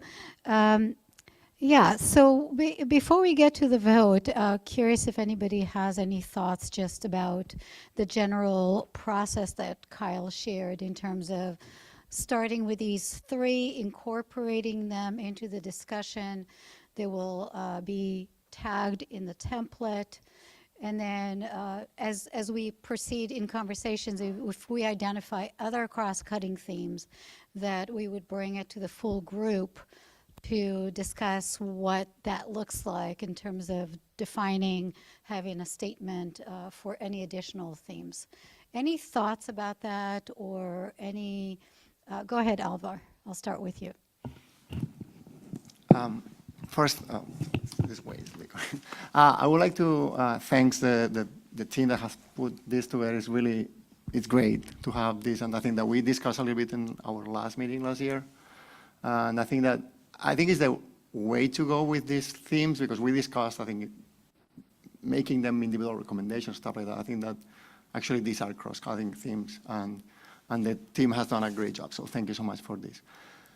My other comment on this is like a challenge to ourselves, and it's what I hope that everyone understands this, but my critique to some of these issues sometimes is that we use them as kind of vague words.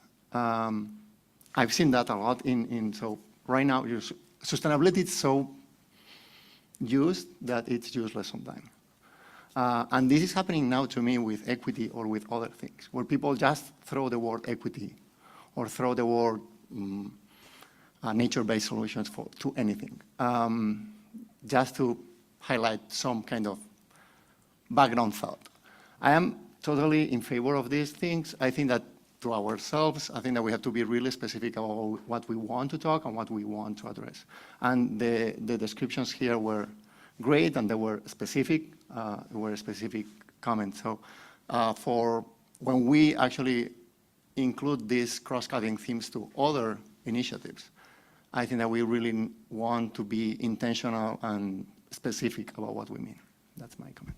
All right, so we can use this as a discussion to support discussion, but not to stop there, to really be very explicit about what we mean when we use these themes and terminology, to make sure that we're very clear about how it really shows up in the recommendations.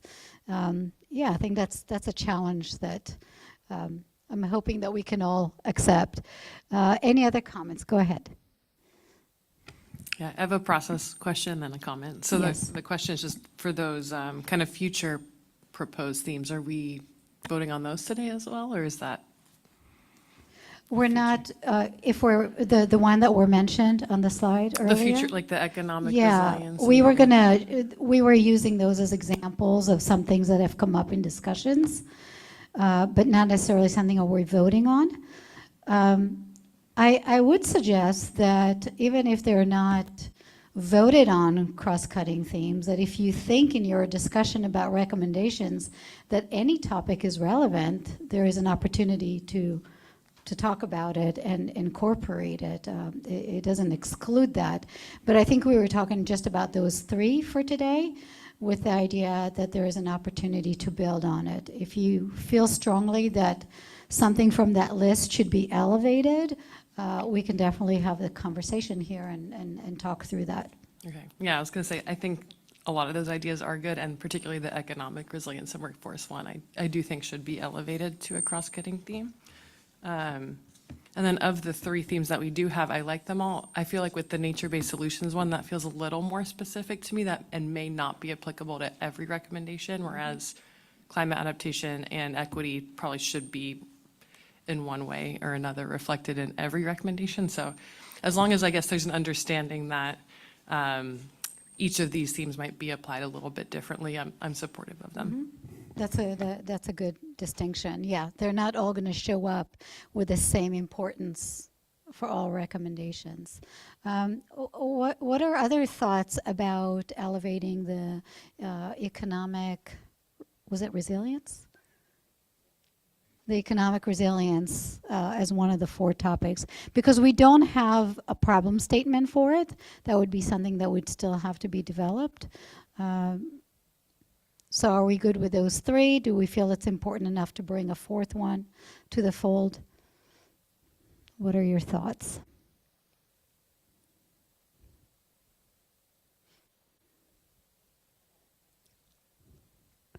Okay.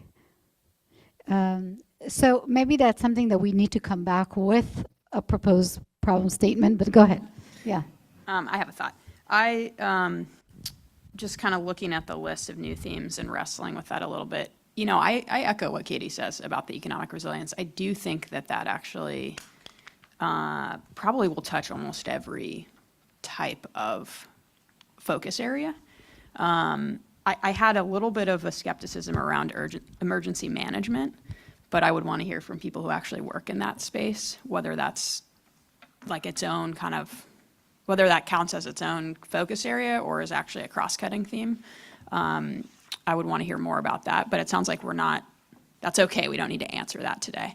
But I did have a similar reaction that Katie did around economic resilience, but I don't know what that means in terms of, you know, Kyle, the work that you guys have done. It sounds like y'all are ready to wrap it and then pass these on, right? That was the intent. So I that's think- what we have to wrestle with, though. Yeah, is it? I think if there's a really strong desire for us to have one more meeting and figure out a problem statement around some of these, I think we can do that. If that's the desire, I am willing to work on that.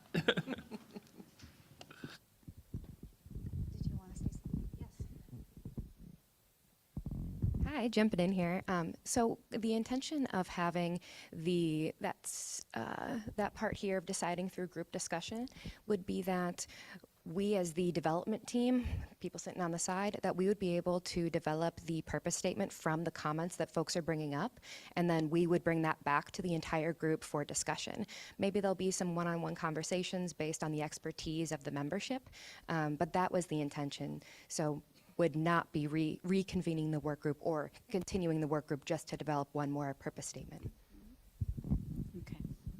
Yeah, so there's an opportunity for anyone who feels that there's an opportunity in elevating some of these themes to support a development of a purpose statement without the working group being reconvened. Yes. Go ahead, Emily. Hi, I was just going to mention, I echo the previous comments. I support the economic resilience and workforce item, and I don't believe the committee has to come back for that. Okay. All right. Let's see. Oh, go ahead. Apologies.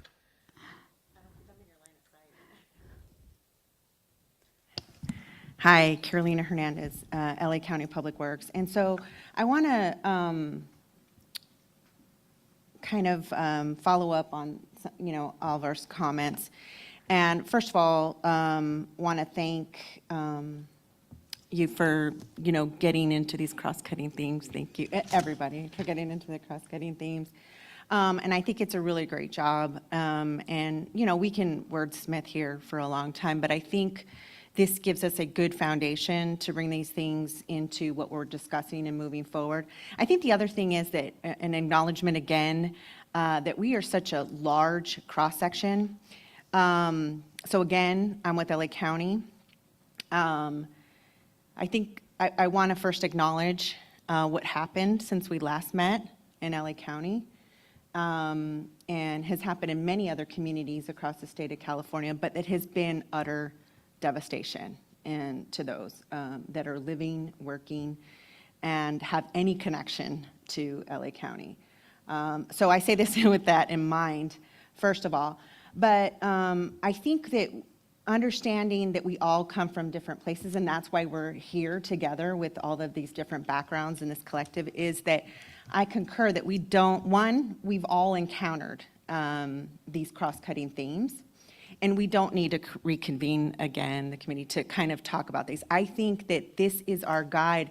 And we as a group previously, for those of you that weren't here, kind of acknowledged that we need to incorporate these kind of items into our further discussions. So there's nothing stopping us from incorporating all cross-cutting themes. And, we were kind of looking at different things, and I kind of looked at Tim, because sometimes we cross in the, in the same circles. And my perspective is a water retailer and as a manager, a planner for the largest flood control district, right, in LA County. So those hopefully are things that are very different, but do give me a certain perspective. But I value everybody else's kind of look at those words. And so I guess what I'm saying, just to kind of wrap it up, is that I think this is what we asked for. And I think that it has been given to us, and we can definitely, comment on that as we further our other goals and bring our own perspectives to bear without taking too much time to delve into these things any further. Thank you. Appreciate that. Thank you. Brett? And then I'll come around. Yeah. I think that I think they're great. I'm fully supportive. Great job. And I'm always in favor of discontinuing things in the government. Great job. I would say that nature-based solutions are great, but they don't, how do I say this? Well, I'm going to tie these two together. I really appreciated the intergenerational comment, but I want to point out that I'm probably the oldest one here, and your great-grandparents and grandparents built the system that allows California to function. And it wasn't nature-based. It was built to move lots of water to all places all over the state that we could do the best we could. And without that system, most of us wouldn't be sitting at this table because we couldn't function here.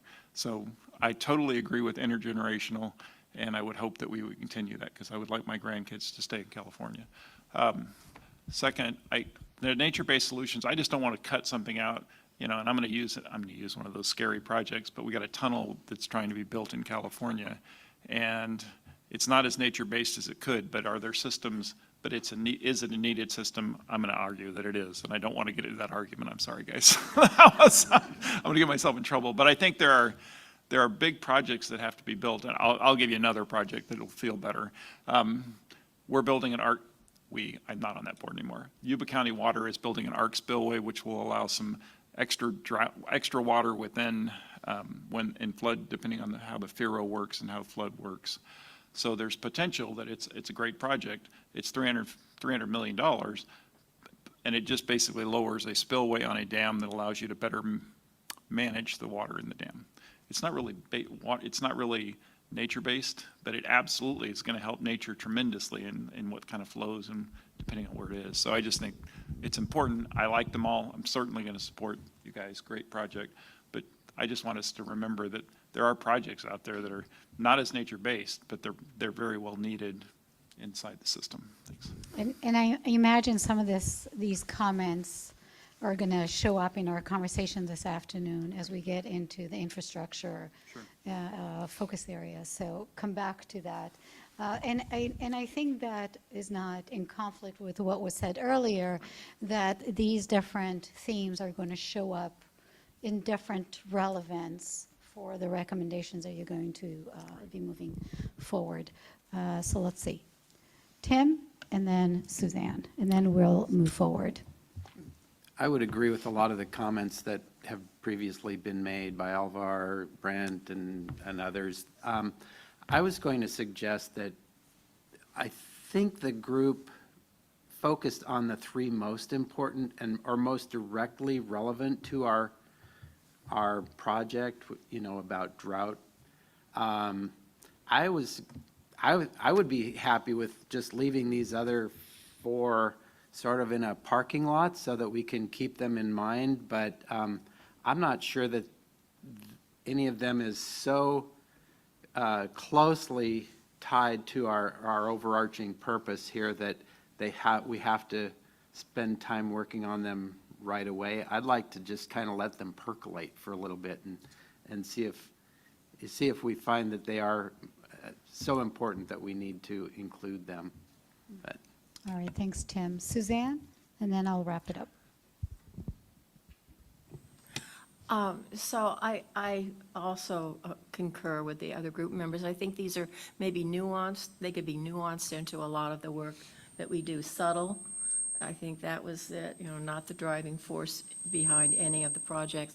But I also wanted to make a comment on the economic aspect. It really cuts both ways in the domestic well community. There's a tremendous pressure to develop in domestic well communities that are only on wells with no hope of any infrastructure. And if we start losing water, if our wells start going dry, nobody is going to sell a house in really old established areas. So it really cuts both ways for us. There's this horrible pressure to be part of this great drive for housing, but there's no infrastructure for us. Thank you.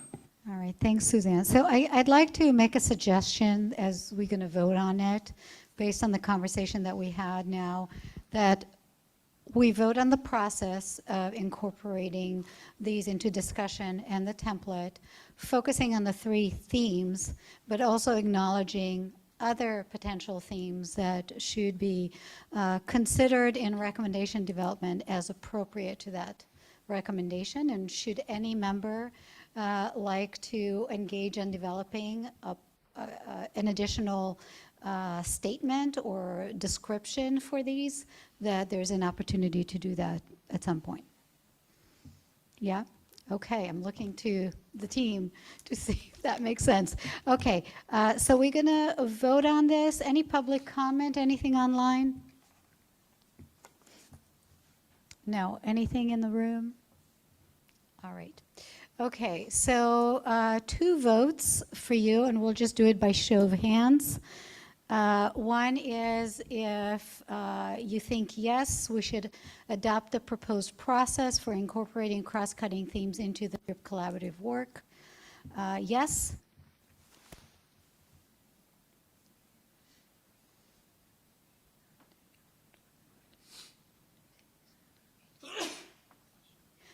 (23) Yes. Any no's? I think everybody said yes. Any abstentions? Okay. All right. And now I think what the work group is really looking forward to, because there are other important things to be talking about and doing and continuing to work on. If you agree that the group had done sufficient work and we can disband the cross-cutting themes work group with recognition, with future themes additions handled by the full collaborative through group discussion, and I'm going to add, and incorporated into recommendation discussion as appropriate. Sure. Yes? Anybody who's not voting? Yes. Okay. Thank you. No's? Congratulations. And no abstentions. Okay, so that's 23. All right. Okay, thank you again for all your work. That was not an easy thing to develop those definition statement. Really appreciate it. And we're going to move to the last topic, but just a heads up. Before we go to lunch, we would like to take a photo of everyone. So please don't leave the room after we finish the next agenda item. Just a heads up. All right, and I'm going to hand it to you, Anthony. Thank you.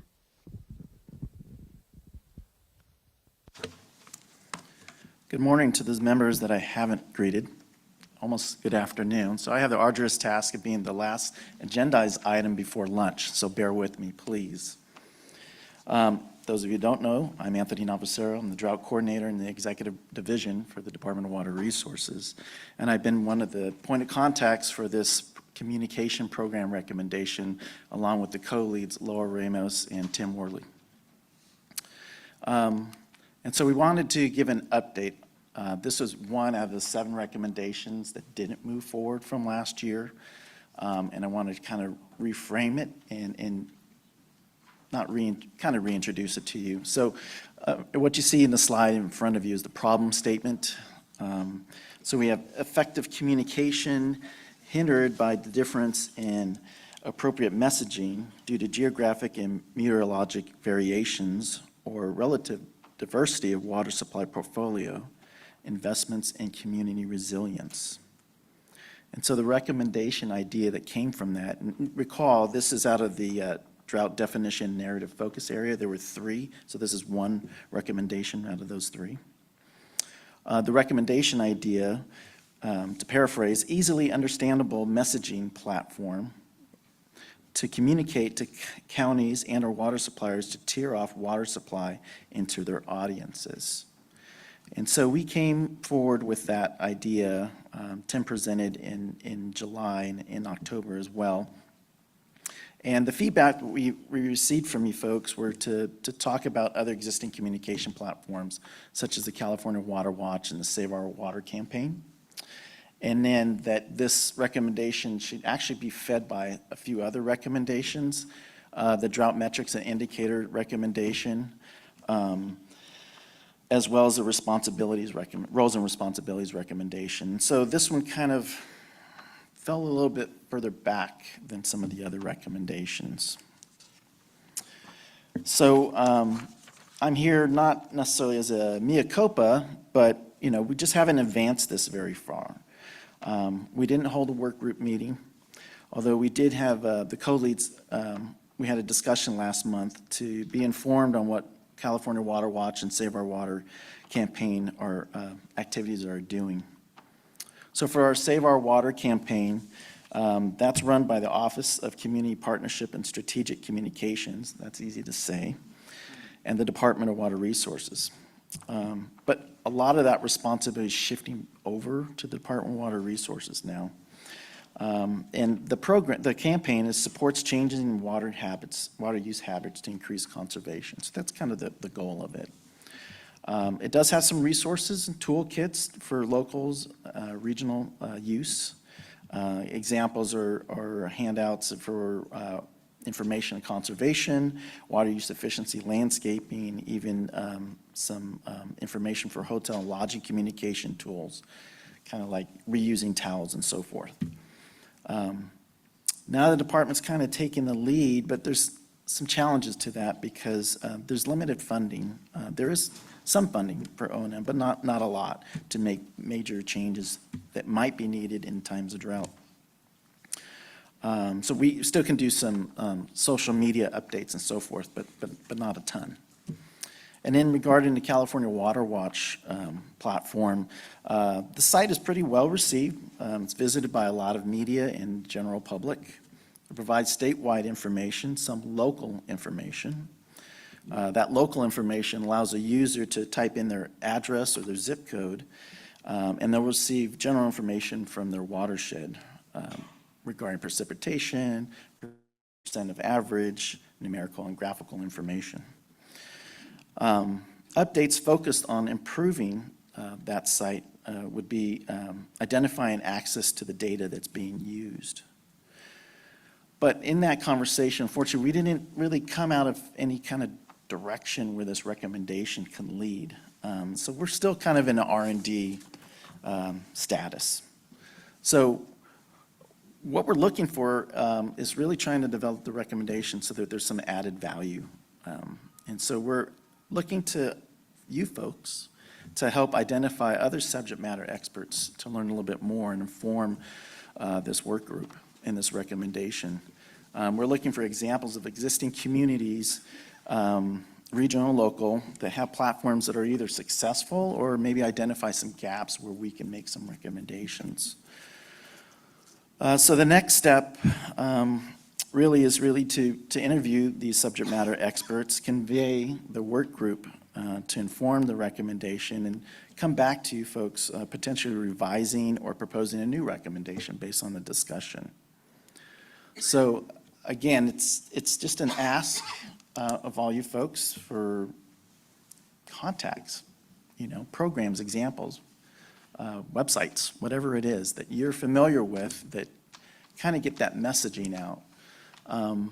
In summary, what we've learned about what the state does is kind of about that higher level state conversation, but back in 2023 and 2024, when we discussed this recommendation, the need was more of a local response or conveying information that sometimes can be conflicting, right? So that's kind of where we're at. Again, we're looking for your assistance, and I know I'm holding back people from lunch, but I'll open it up to the group if anybody has any certain ideas or suggestions.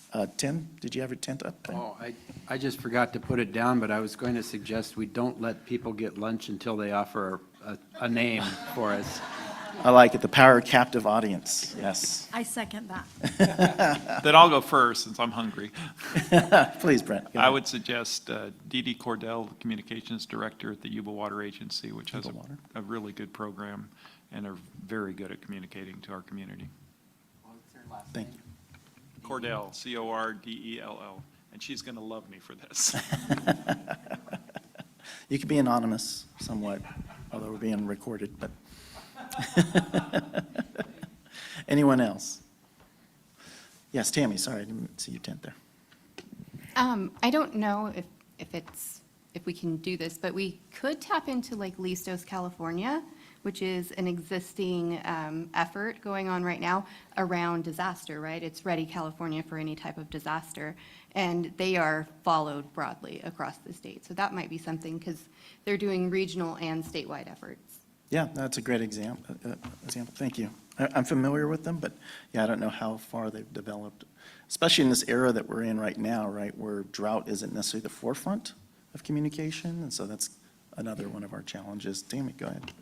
South Help Enterprises just received notice that we are awarded for the 5th round of Listos, so we've been doing it for 5 years. And yes, thank you, Kyle. And I will tell you, it continues to broaden, but we're supposed to talk about flood, fire, earthquake, and we always wrap drought into those conversations. So it might be just a good existing effort. Great. Thank you, Tam. Suzanne, did your tent up there? But I don't know if I want to name names, but we have I don't want to put any district on the spot, but we have a great ag district, an RCD, in our area that is really doing a lot of programs. They're doing well efficiency testing. They're doing some of their seminars on composting for farmers. And they really are doing a lot of outreach and a lot of interesting programs. So maybe somebody is on the call that would, talk about their district, but maybe putting things that others can relate to, other water users can relate to. Thank you, Suzanne. John?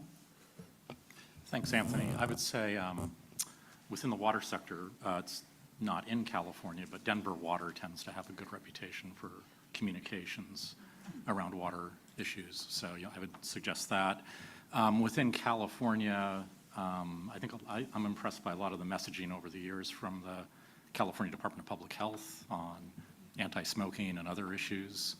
I'm also impressed, probably not in a good way eventually, by like a lot of the messaging coming out of the California lottery. I'm not sure we should be political statement, but I'm not sure that those are for good, but I'm kind of impressed by some of their messaging commercials, so you might want to look there as well. Thank you, John. We'll wrap it with Natalie. Thanks. A little outside the box, but I would recommend Brock Dolman at the Occidental Arts and Ecology Center, who's coined a lot of the phrases that we know in the water space, like slow it, spread it, sink it, and now the new one is fuels to flow. So he tends to be good at coming up with the catchy words that we then disseminate through these campaigns. Perfect. Thank you. Laura, last one.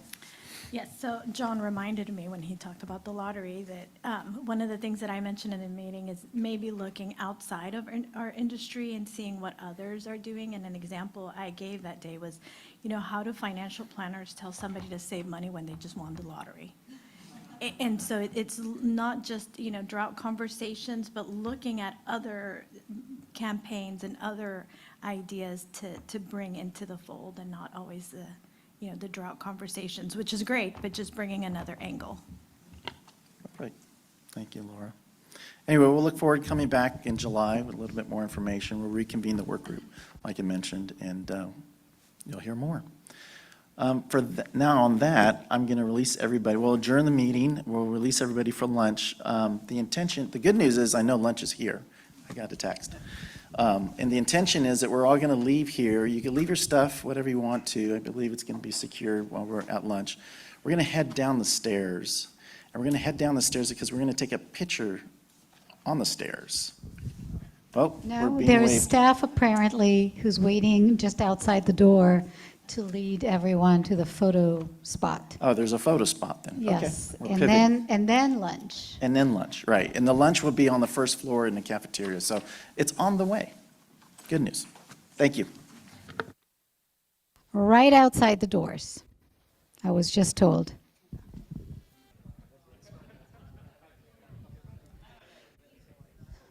All right, everyone, let's get started. If you can get back to your seats.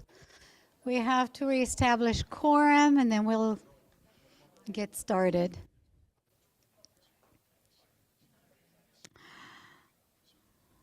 All right. Okay, let's make sure that we have our 14. Alvar. I thought I just saw Alvar. Okay, thank you. Andrew. Thank you. Anna Schiller. Brent Asti. Carolina Hernandez. Here. Catherine Freeman. Cyril Barmore. Cyril was here somewhere. Emily Rooney. Jason Colombini. John Andrew.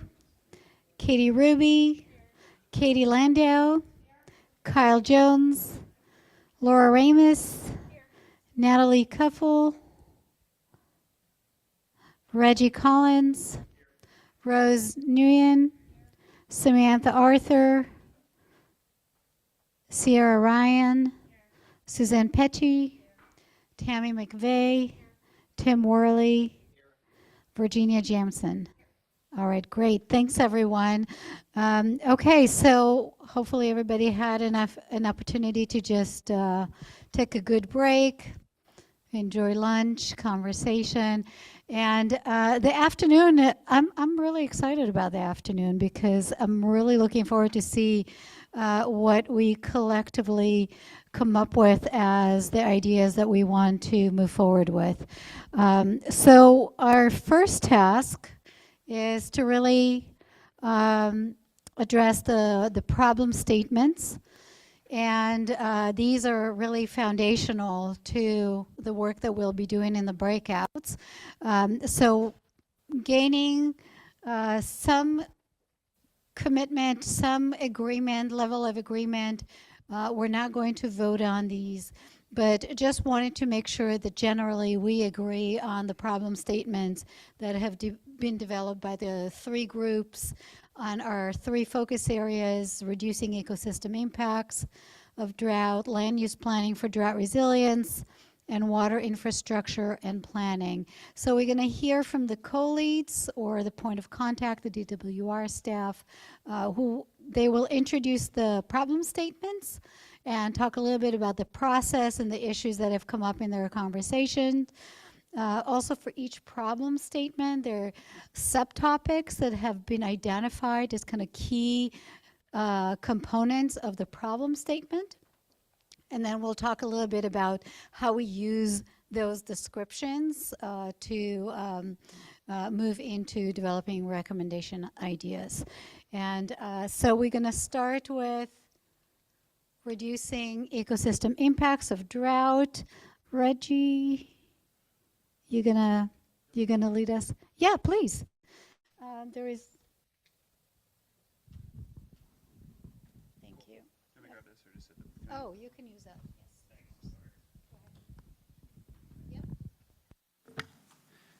All right, thanks, folks. The most enviable position is presenting right after lunch, so bear with me. Hope everyone had enough food.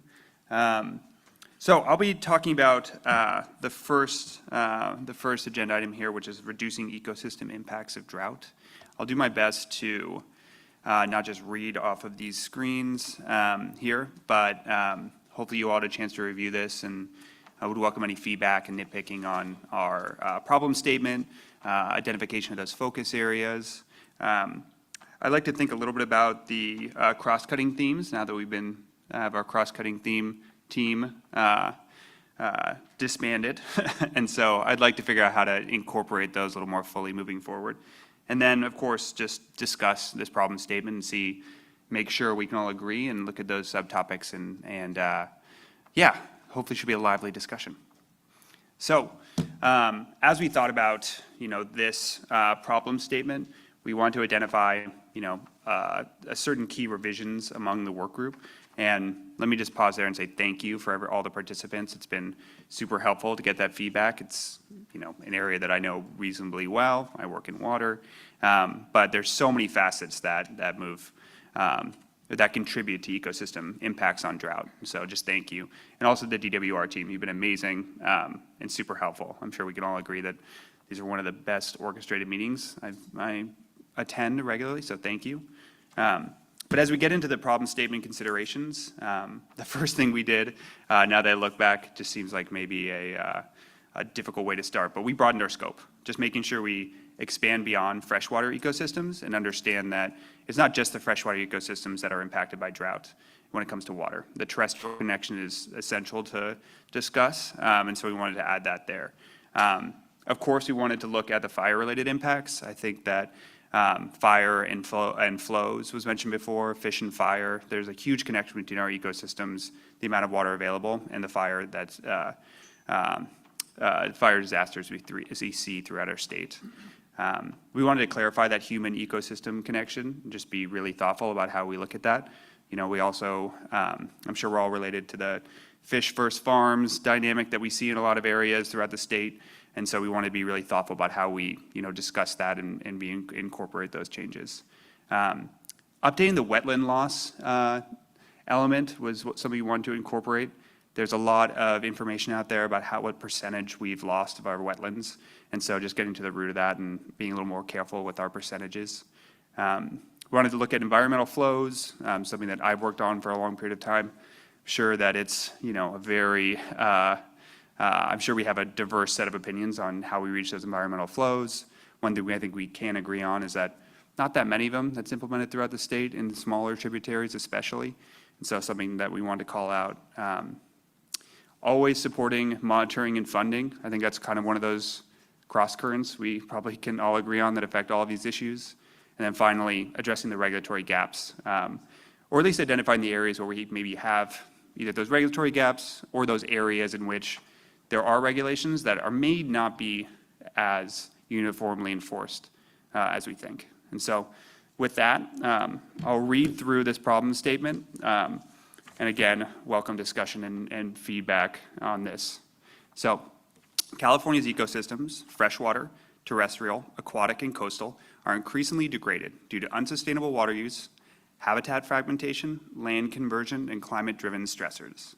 Reduced snowpack, rising temperatures, altered precipitation patterns, and more frequent and severe wildfires have amplified the strain on ecological systems, diminishing their capacity to adapt or recover from drought. Despite these growing threats, water management and land use decisions often fail to adequately account for ecological health, particularly outside of drought emergencies. Healthy ecosystems are essential to California's drought resilience.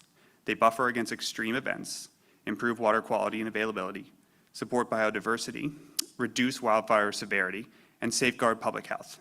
However, current policies and investments often overlook the long-term ecological functions that underpin resilience to both people and nature. So I'm going to pause there, if that sounds good to the DWR folks, and then just welcome discussion on this subject. Specifically the prompt here, does the problem statement generally reflect our current challenges, and what potential opportunities of this focus area?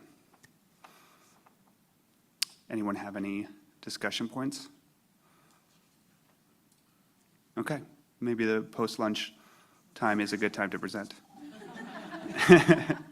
All right, it's a pretty wide encompassing problem statement, and of course, of opportunities to continue this discussion.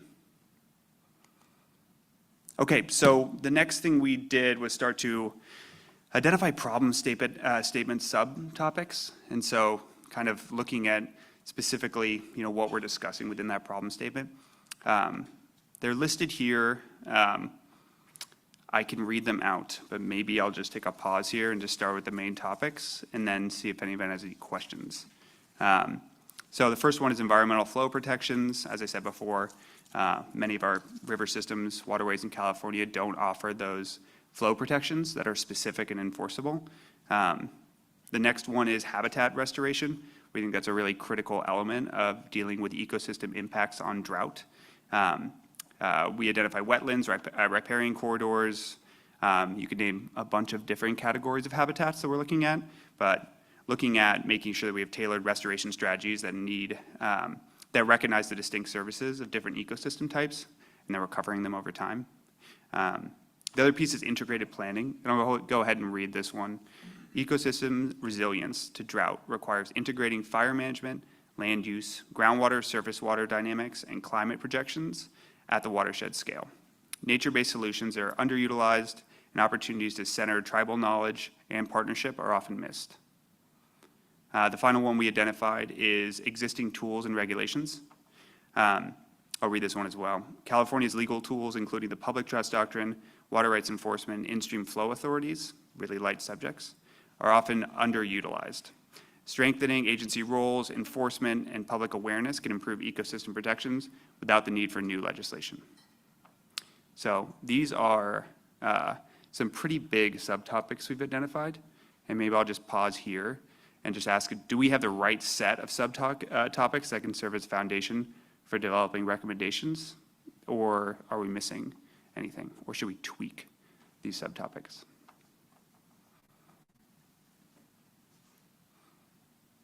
Anyone have any thoughts? I'm willing to accept a passing grade on this one. Yeah, please.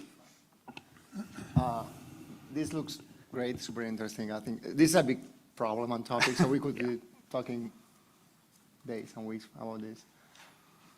I have two thoughts, super, like 30,000 feet thoughts on this. Perfect. The first one is about, given that we talk about, this is the DRIP collaborative, is how are we separating normal declining conditions with respect to drought? So is this about drought or is about overall environmental degradation? Which I don't know. I don't have actually a response to that, if we should focus, because I think both things are important. But because we are talking about droughts, it's like maybe a little bit more flavor on the drought, how drought exacerbates the problems. My second comment, it's about one thing that I have been, at least aware, I'm not sure how to integrate, it's the lack of metrics on or measurements of environmental conditions and how we can link what we are not doing well or to degraded quality of ecosystems. So I don't know if that belongs in here or not, but yeah, no, good question. I mean, it kind of goes to let me just go back here. One of those problem state development considerations we looked at, which is like monitoring, the second to last one there. Yeah, no, I mean, it's a major problem for us. And for me particularly in my work. Like, how do we identify the loss of habitat? It goes to the wetlands element that I flagged earlier. There's that 90% loss of wetlands that's like flagged regularly, and ground truthing that. There's, the percent of water in stream, like having the actual like bathymetric data to like identify where we are. There's a total lack of stream gauging, not total lack. There is a not enough stream gauging within California that DWR is helping to address through legislation, so thank you, DWR. There's a huge metrics problem, so I'm interested in thinking about that as like a, potential subtopic that we could consider, so I appreciate that.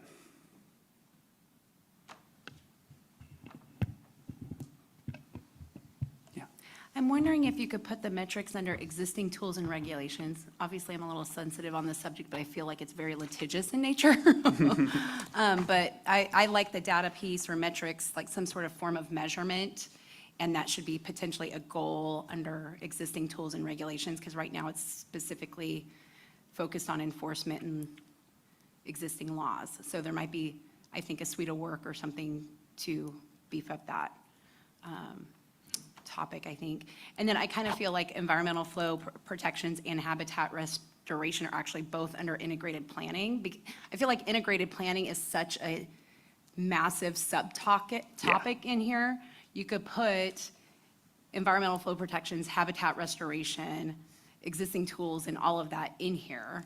You can even put land use planning in there. Yeah, I mean, you know totally. what I mean? And so I just feel like they are, like, the first three are very linked together. Yeah, no, I think it's hard to not identify the linkage between all of these. And I think a good, you know, as I said before, I was a little bit dangerous by saying that our first idea on this was to broaden the scope. And so that one is pretty all-encompassing, and I don't know how, like, one of the issues that I saw when I was reviewing this prior to this meeting is integrated planning is extremely broad. And so I agree that, like, integrated planning will necessarily include habitat restoration, looking at those flows, and probably, you know, addressing current regulations that are being underutilized or, you know, not enforced or, you know, not interpreted in a way that meets our needs. So thank you for that. I have a note to think about that inclusion of habitat restoration, or at least the broad scope of that subtopic that we have. And then I agree with the metrics and monitoring piece under the existing tools and regulations could be a nice fit.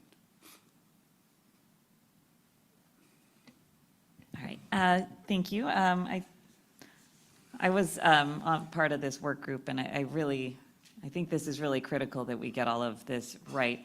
I kind of picked up on the same things that Emily was saying about how it's a little focused on sort of the hammer here, like our tools are, it can't be that our only solution, the only tools in our toolbox are regulations and laws.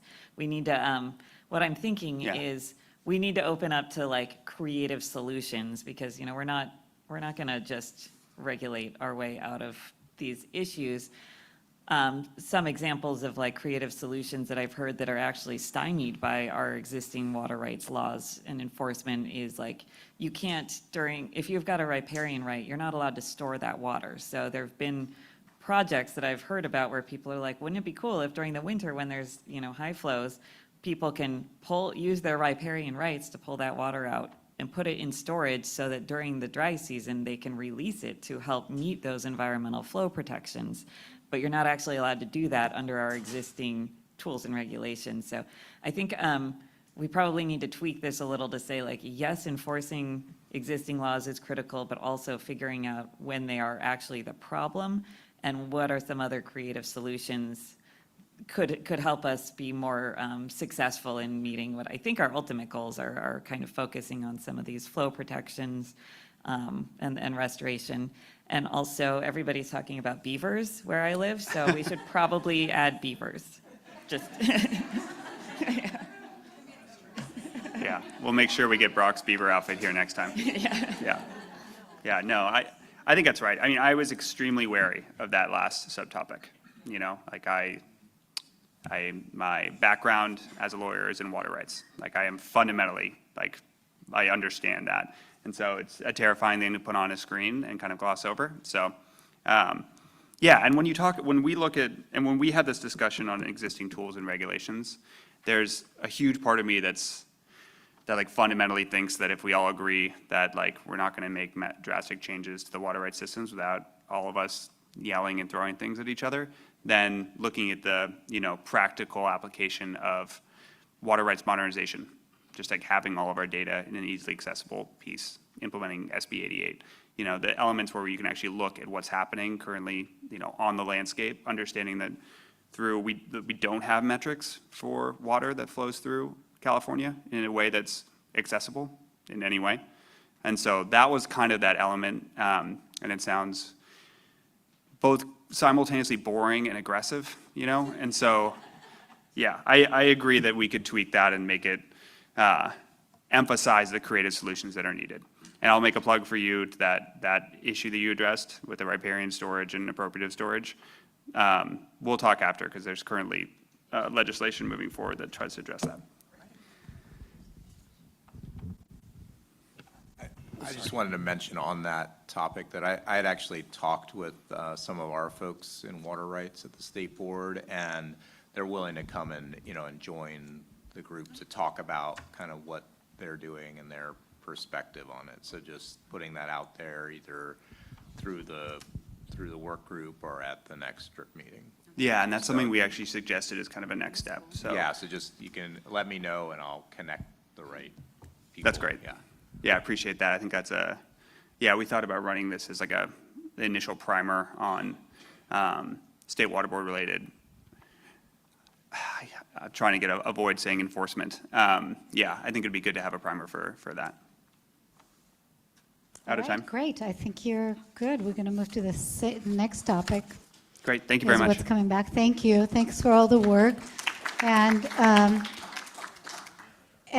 just a reminder that this is kind of your starting point as we get into the breakouts. I see Sierra is coming already to talk about the next topic.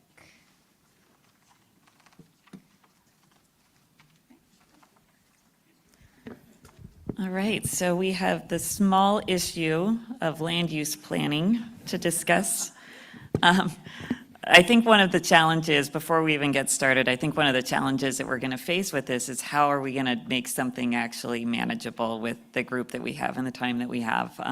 Right now, it's sort of all encompassing and, definitely suggestions on how to make it something that can be advanced in a meaningful way would be greatly appreciated. So thank you to the team who all got together. I think, probably half of you at least were a part of this. So when we were developing the problem statement that we have, a lot of things came up, and you can see they're sort of all over the map.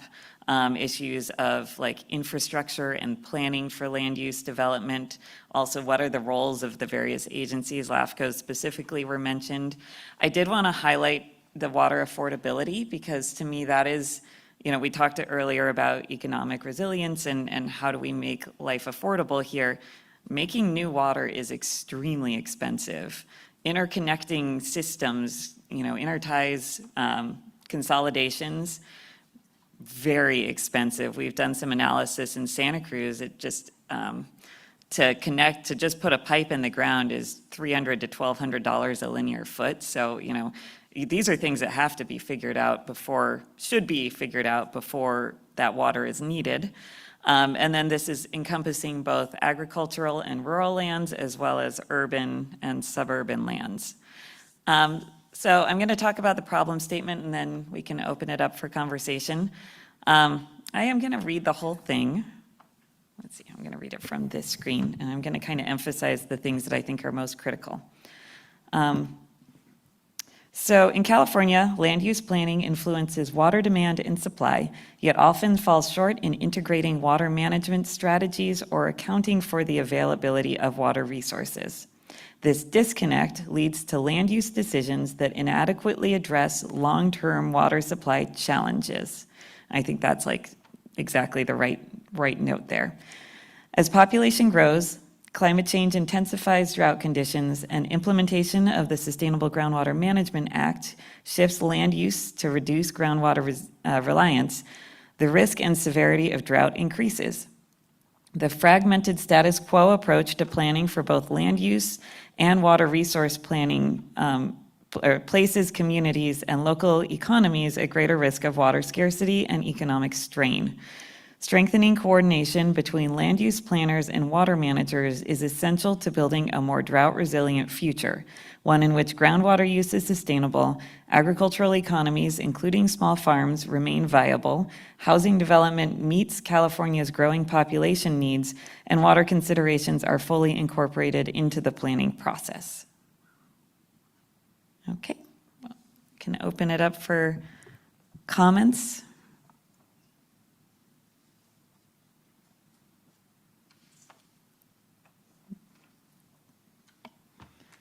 Yes, Suzanne? I think it's really a great statement. I think you really, it's really covered everything, having been on the committee that we talked about. We did add things to the committee, and I think it's a good statement, all-around statement. All right, well, let's dive into the subtopics because they do sort of, they are very big. But I also think that they are sort of the bins in which planning, land use planning sort of is segregated into these different areas, topic areas. So we have the rural development. This is really related to situations where, due to housing challenges, people are moving into these rural communities where they're often going to be reliant on, say, small wells or really small water systems. And the long-term availability of water in those communities may not be secure, or maybe putting pressure on neighboring communities or individuals who are already there by adding a density that really isn't appropriately placed in these areas. Urban development, this has a focus right now on the RHNA, the Regional Housing Needs Assessment numbers, that it's sort of, you know, a lot of planning takes place at the county and city levels, but our housing allocations are given to us from the state. And so planning, making sure that you've got the appropriate water supply, water projects take decades to plan and build, and these numbers are coming out at a faster pace, and you can't really adjust a desal project 8 years into it because you got a new RHNA number. So that's a challenge. I'm speaking from our experience in Santa Cruz County. That's something that we're certainly concerned about. The agricultural economies and land use transitions. This focus is a lot on basically how are we going to consider transitions from agricultural lands, or what is the most appropriate use of crops in certain areas, and how is this being planned for long-term viability of locations. And then groundwater recharge and sustainability. This is a little, it's not just focused on SGMA. This is all about when development is happening, we should be planning for recharge at the time that it's happening and ensuring that this sustainability, groundwater isn't an afterthought. It's not just looking at it as a supply, but it's also looking at it as a, how can the development that we're doing actually be a benefit to our groundwater instead of just a tax on it. So with that, are there any comments? Did we miss anything? Are some of these too big that we're never going to get anything done? You know, definitely would love to hear what people think. Tammy? I just have a question, and mostly because this is coming up for us right now. We're dealing with rock wells, so our mountain communities, and that's not, I feel like that's not necessarily covered in this, and I'm trying to figure out where it could be covered in it, but we don't have long-term solutions for our domestic well owners in the rock well mountain areas. Seems like they're probably just going to be reliant on ongoing hauled water as a resource.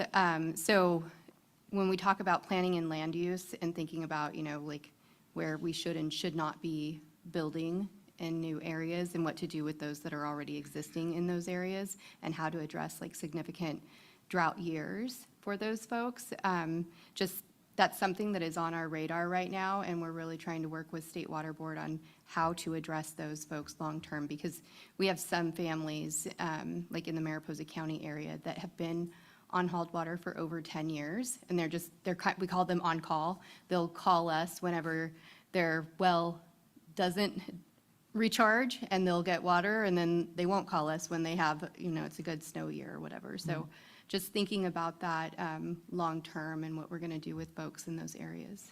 Do you think that, is that separate from sort of the rural development issue, or is it more that it says development rather than like, you know, in some cases it's not new development we're talking about, it's actually existing?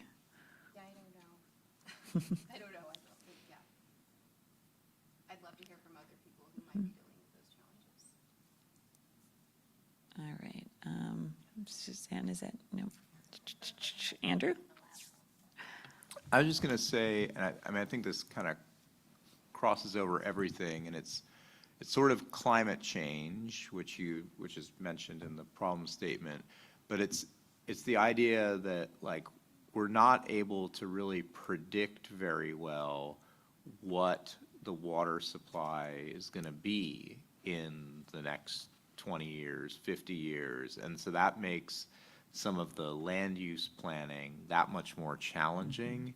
And like, it kind of underlies all this, but I'd maybe want to have that in there somehow, because it gets to, like, how do you provide guidance to people when the future, like, we know it's not getting better, we're not exactly sure how it's getting worse or what that'll mean, you know, regionally and that sort of thing, but you have to plan for that uncertainty. And that's kind of, I don't know, the best way to sort of put that in here. I mean, I think that is sort of a cross-cutting for all of these, is like planning for uncertainty. And I mean, to me, I'd actually feel pretty great if we were even having those conversations where it's like, we should talk about the uncertainty of water supply for development. I think, you know, even that conversation would be a really good first step. And so maybe just somehow weaving in the word uncertainty, you know, in there, so that, like, everybody knows, like,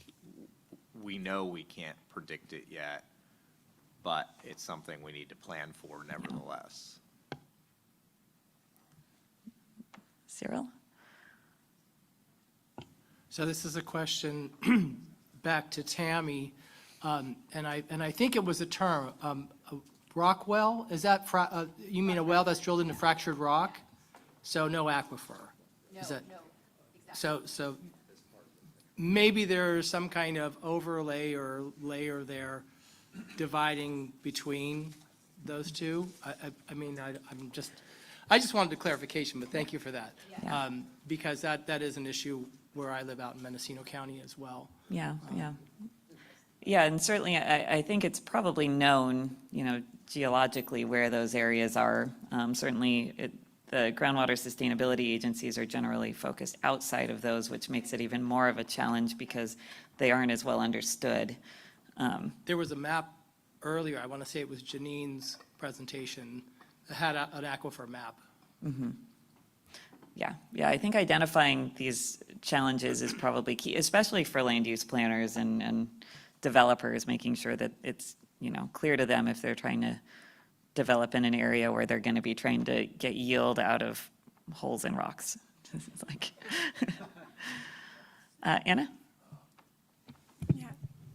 Thank you. I really appreciate the problem statement and these subcategories.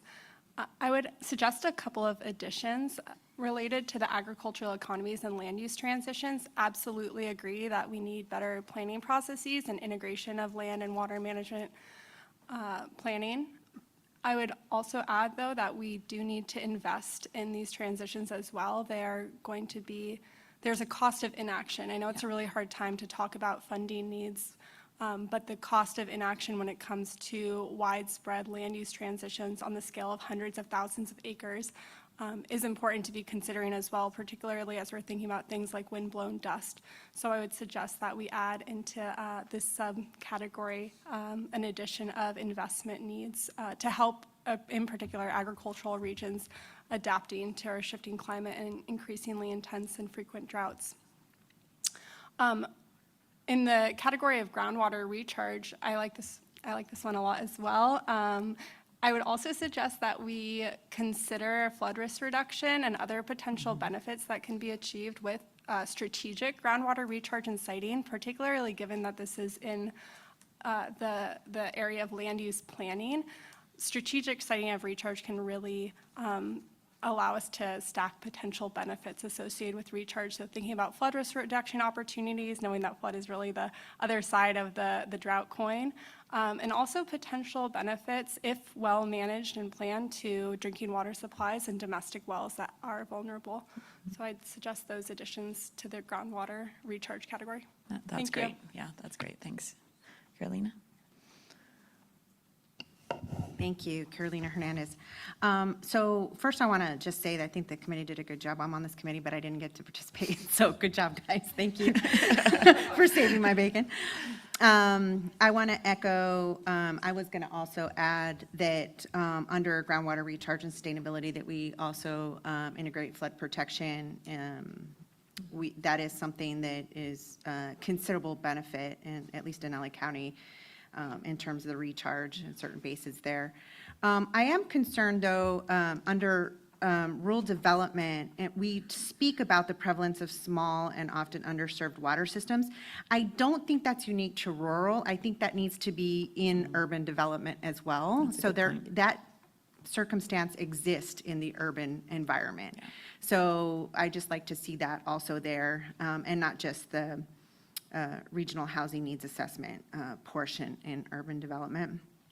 And yeah, I think also in groundwater recharge, and I'm not sure on this one how to do it, so I'll just say that up front, but I think there needs to be more recognition about water utilities, and how water utilities and local government need to work together. Because at the end of the day, you know, there's this land use that's developed, right, through local government and so forth, but there often isn't that tie-in, and especially in a community like mine, there's over 200 different water agencies in LA County. And so when you look at that many water retailers, and then you're trying to do overall land use planning, I think that there's a lot of burden being placed on retailers, urban water retailers, and that gets, we talk about things like equity and you know, things like that, and it's definitely seen there, right? Because you end up having those communities being impacted directly by the cost, that burden being put on direct customers. So anyway, I don't know how to put that in there. I'm just pointing it out. No, I think that's a really critical point, maybe under urban development. I don't know, we can think about that, but that's a really, really good point, that often it seems like the water suppliers are almost the last to find out about housing developments when they're request, you know, can you give us a will serve, please? And like, so maybe they can offer it, but it's also, there's no one looking at the bigger picture of like, okay, well, they're offering water to these people, and these people, and these people are offering water over here, and, you know, is the overall water supply, like, what's that look for the overall water supply? Is there enough for all these individual water agencies to be signing these will serve letters? So I think that is actually really critical, so thank you. Okay, thanks, Sierra. All right, excellent, yes. And again, I think some of the conversation that we're having right now and the challenges that you are highlighting are going to be part of the conversation and hopefully lead to ideas of how to go about it or how to elevate them. So now we have water infrastructure. Are you doing that? You have a team. Okay, excellent. I see the team is all here. Yeah, we may not have been as efficient as the other work groups, but nonetheless, we're here. Okay, so the Water Infrastructure and Planning Work Group was formulated in October 2024, so we're a little bit behind some of the work groups. And it was formed by your comments as far as developing, we were charged to develop our own scope, really, and to get a bit of understanding of what infrastructure means. And so we have Emily Rooney and John Andrew as our co-leads, and again, the objective of the work group is to discuss and home in what the scope is and define the problem statement. So Emily's going to talk about considerations. Yes, and first I'd like to thank the committee for participating. I know this can be, like land use and some of the others, pretty massive topic. And thanks to Anthony for managing us, very helpful.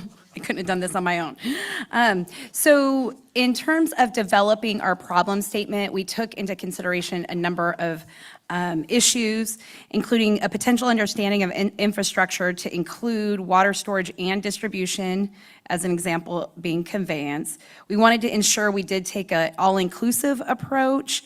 We wanted to keep the overall definition of infrastructure pretty broad to recognize the broad needs, but also attempt to come up with recommendations that are very specific and tangible for the group.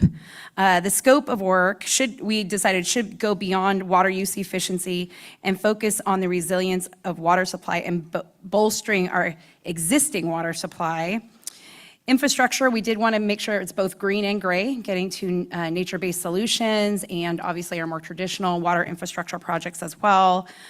We also are attempting to align this with SB 552 and include small water systems and domestic wells, including state smalls. So consideration of analysis of water users and vulnerability from droughts should be included in the scope and prioritized if possible. So that was the nature of our conversation in terms of trying to identify our scope. I'll hand it over to John, and you'll see in our overall problem statement that it does start broad, and then we start to get more specific, or we attempt to anyway. Thank you, Emily and Anthony. So this is where we landed with the proposed problem statement, and I would say that to segue from what Emily just mentioned, probably just the opposite of what the ecosystem group did. We went, instead of broader, we went more specific. So everybody does something different, and the risk there obviously is once you get to be more specific, maybe you're leaving something behind. So would welcome your feedback on that. I'm actually not going to read this. I'll just let you go ahead and read it yourself. Maybe I'll provide a little color commentary to maybe explain a bit how we arrived here. Since we did have a very broad discussion from the work group, and thanks again for those of you of the work group who attended the meeting and provided ideas, we really narrowed down to a couple of things here. One was sort of tearing from the hotter, drier strategy from 2-3 years ago now. A recognition, and this is one way to look at hotter, drier, not the way by any means, but one way to look at hotter and drier is that it's a supply side issue, that we're going to lose about 10% of our water through 2040. And so what's in hotter, drier, you know, kind of just keeps us whole, if you will. It doesn't actually maybe take care of a lot of other issues that have recently come up. And there's sort of a laundry list of those. Does it, in terms of sustainable groundwater, I know we're celebrating, you know, we just got through the first 10 years. I'm going to suggest that maybe the first 10 years are the easiest 10 years of SGMA, and we have a lot more work to do between now and 2040 or 2042. Again, going back to the ecosystem work group, a lot of water is needed still for the environment. You know, how do we accommodate for that? We have population changes in terms of growing population, even existing population in terms of human right to water are not there yet. And there's many changes to agriculture that are going on and will continue to go on. So one thing that we decided to do here was to take the idea of the need for more water, new water sources, notwithstanding what was just mentioned in terms of water affordability, which is a key issue. Thank you, Sierra. So that's one thing you'll see here in the problem statement. The second, again, sort of comparing ourselves to hotter and drier, is that does a really good job for what I think is now widely this called backbone infrastructure for the state. And whether it's the right term or not, what we worked with, our working term was there maybe needs to be a similar strategy for baseline infrastructure. So stuff at the very local community level, again, addressing the human right to water issue, and taking a look at local gaps, looking at projects at the local level that might be able to be, you know, the goals that were set out, the projects that were set out in hotter, drier had goals for 2030 and 2040. Our next drought, we'll have many droughts between 2030 and 2040. So are there other projects out there, and I think we all know there are, that could be implemented much faster, maybe at a smaller scale, but they could be within the next year or two, and directly serve communities at, again, to support sort of a baseline level of infrastructure. So let me pause there. Hopefully I gave a long enough monologue for you to read through the problem statement and come up with any ideas, and then also shared some of our thinking behind it. And Anna, is your up from, okay. Reggie, please. I think it's a good problem statement. So I appreciate the effort that went into this, being part of someone who helped draft this from a wide audience, and especially given how big your work group is. I think that you did a great job. Thank you.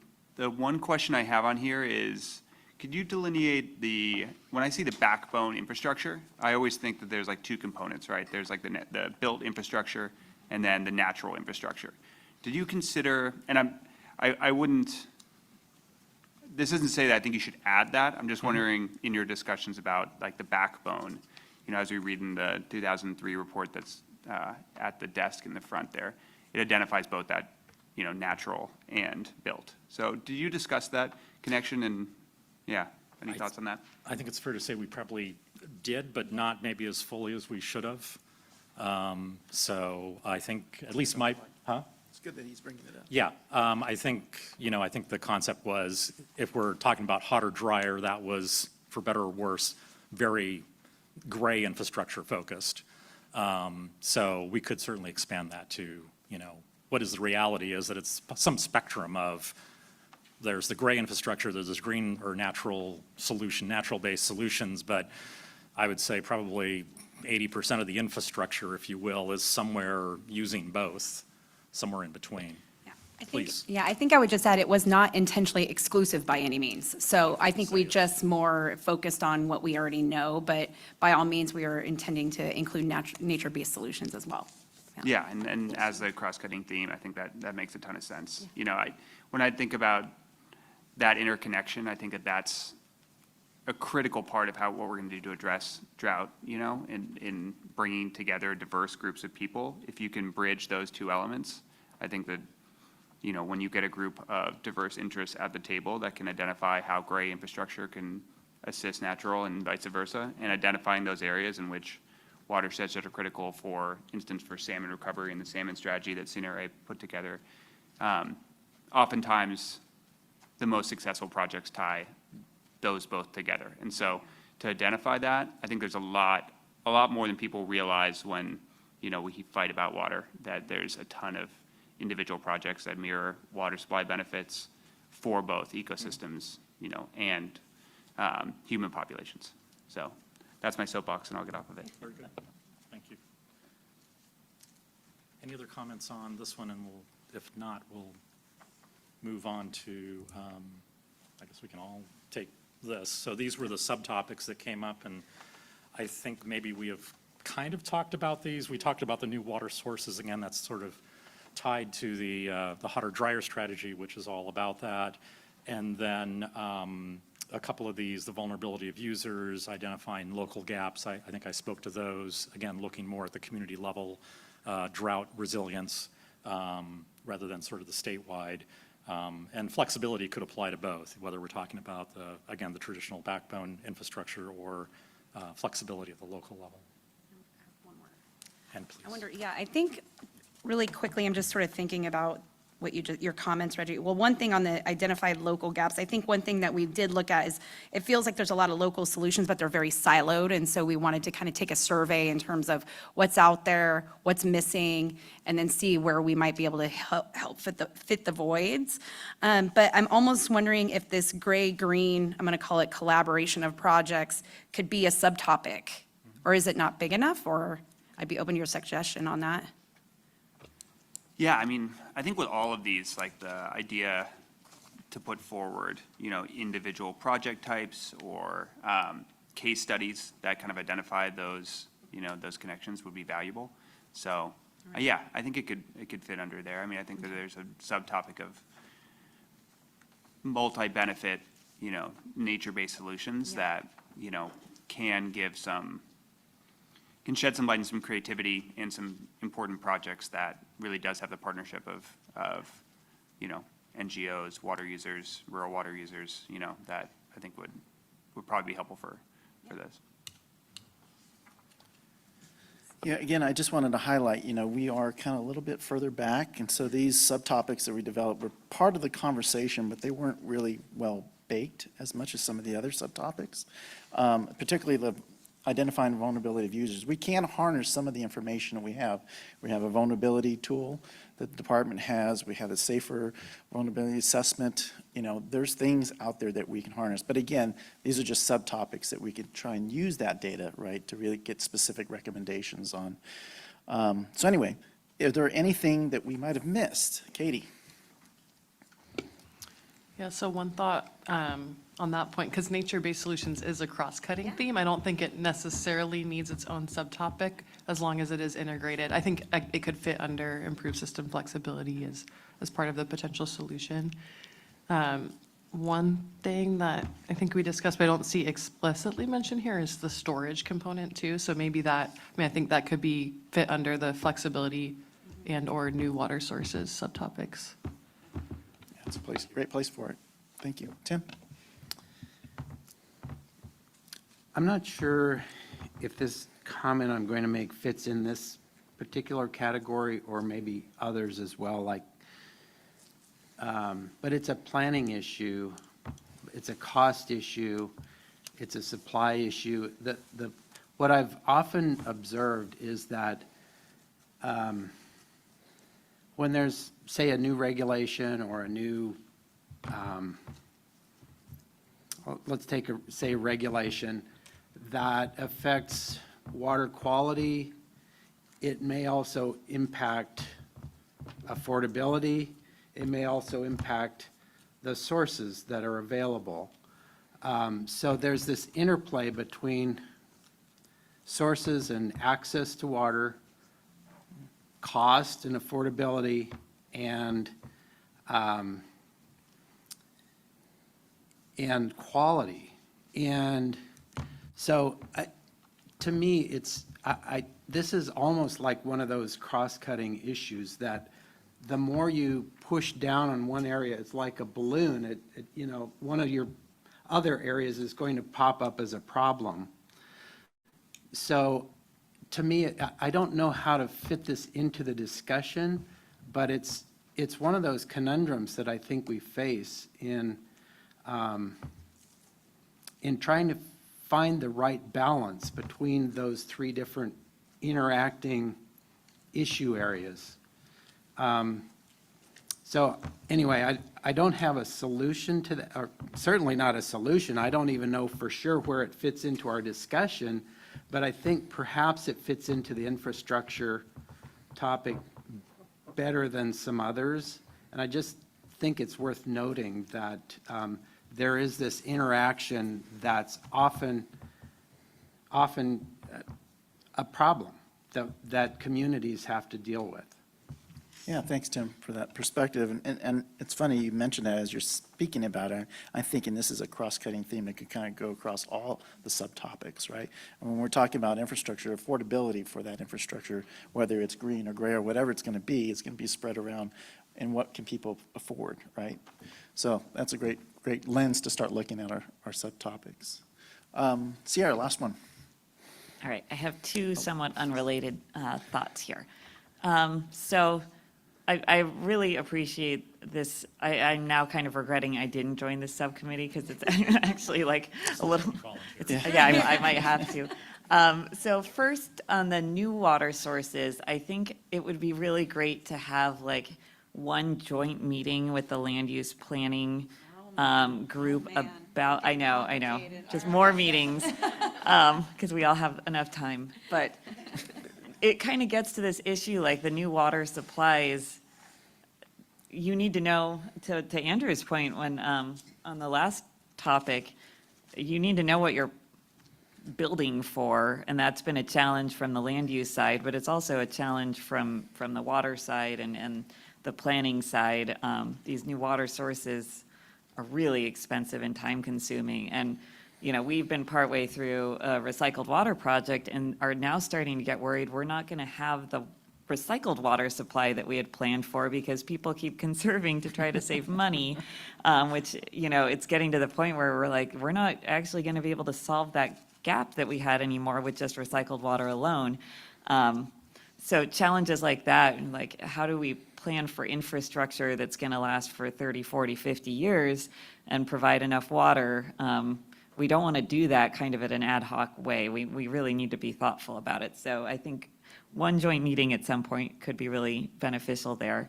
And then to another earlier comment about what system means in improved system flexibility, I think here you're talking water system, but I also see this as an opportunity to like look at regulatory systems and flexibility there.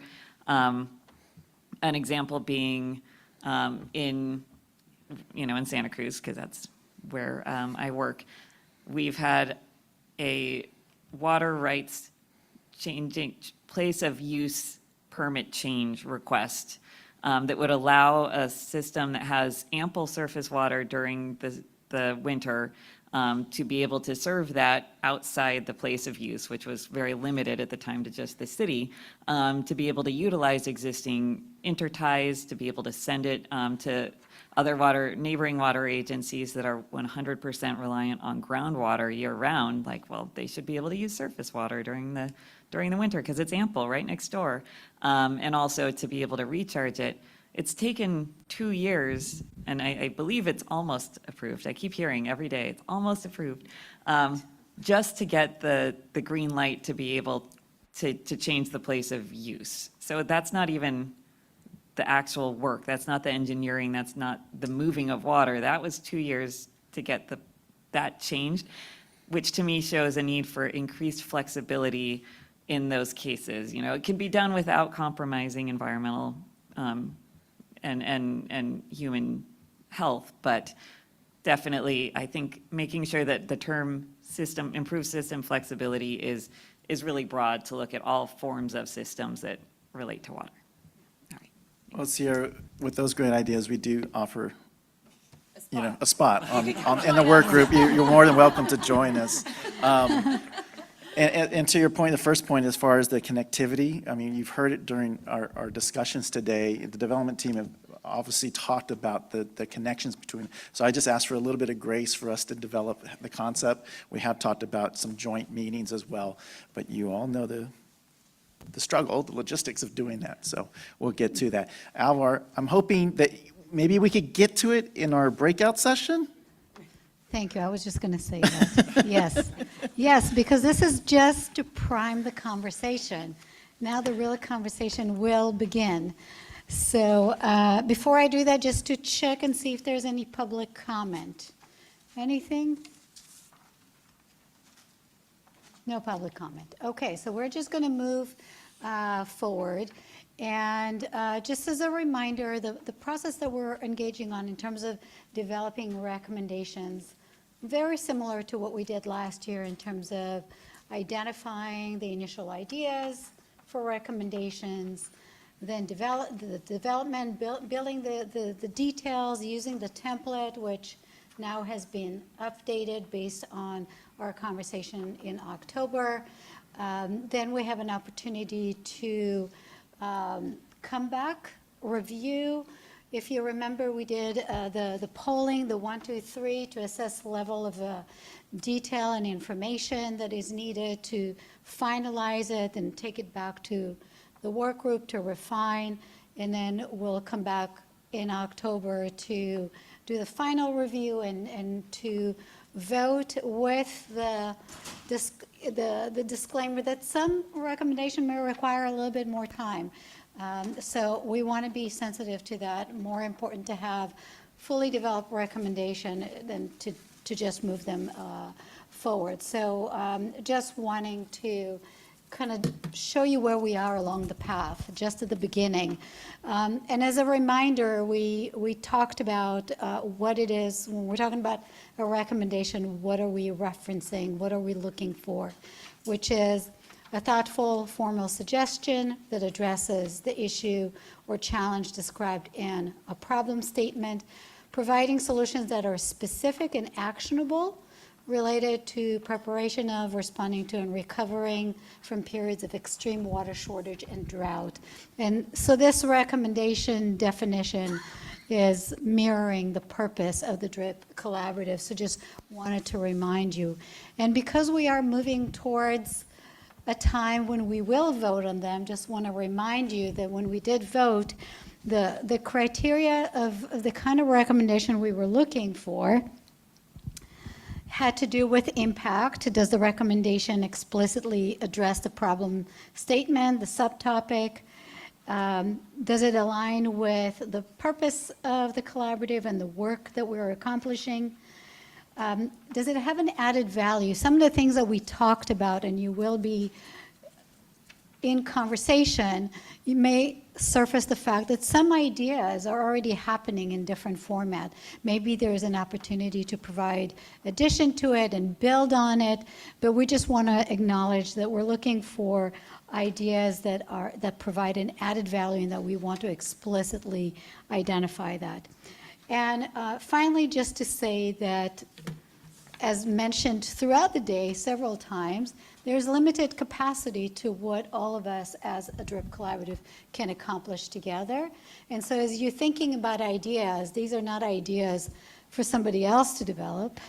It's an idea for all of us to develop. So be mindful of your individual capacity, of us as a group, to be able to actually find those ideas for recommendations that we can rally behind and work on. So just a little bit of kind of a thinking about what does it mean when we're looking to develop recommendations. So the process that we're going to have right now, we have 2 rounds of 40 minutes. You've all shared with us your preference in terms of which 2 topics you want to engage on. We will all come back as a full group, so you'll have an opportunity to weigh on the 3rd topic if you haven't had a conversation about it. Each round has 3 key components to it. The rounds are going to be hosted by the DWR team, so you're a point of contact for each of the focus areas with the co-leads. And the first few minutes is really to just make sure that we're all grounded with in the problem statement, the topic areas, and in some cases, you've already identified some initial ideas. So we want to make sure that everybody has the appropriate starting point for conversation. Then you have about half an hour to come up with ideas. And so thinking in mind the criteria I just outlined, I invite you all to share some ideas. Others in the group can build on it, suggest other ones. Essentially, you're looking to create a list of ideas that you think are within the reasonable realm of actually working through. And the last few minutes, we're asking for a poll for you to just think about which might be, given all these different ideas that you've identified, which are kind of the top 3 that you think realistically you want to bring to the larger discussion as ideas for us to move forward.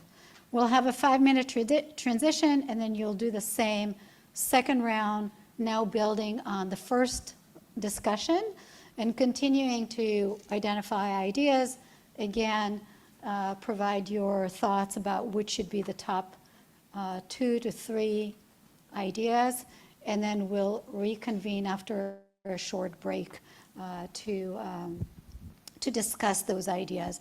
During the breaks, the point of contacts and the co-leads are going to work together to quickly create a summary, and then we'll do our report out and have a discussion. And the outcome that we're looking for is a vote, of up and down vote on which topics we want each focus areas to go back to and work on ahead of the July meeting.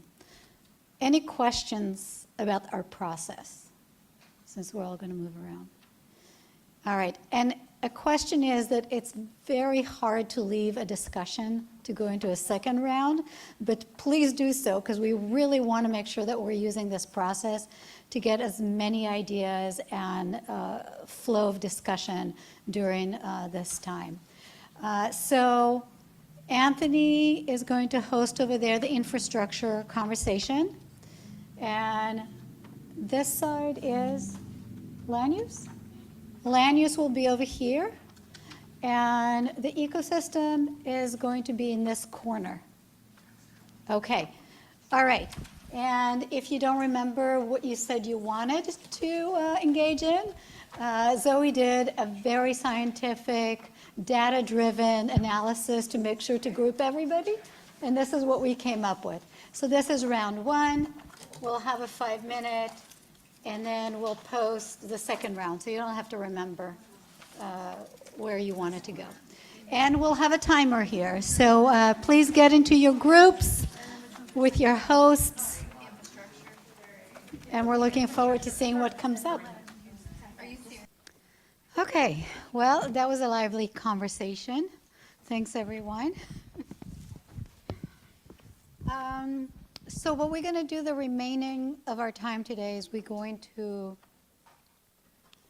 hear from each of the focus groups on some of the top ideas that you've discussed and see if there are any places or any topics or ideas that are worth moving forward and continuing and shaping and discussing, recognizing as we're having some of the conversations led to ideas, but they were still not so well refined that you can say, oh, that's a recommendation idea.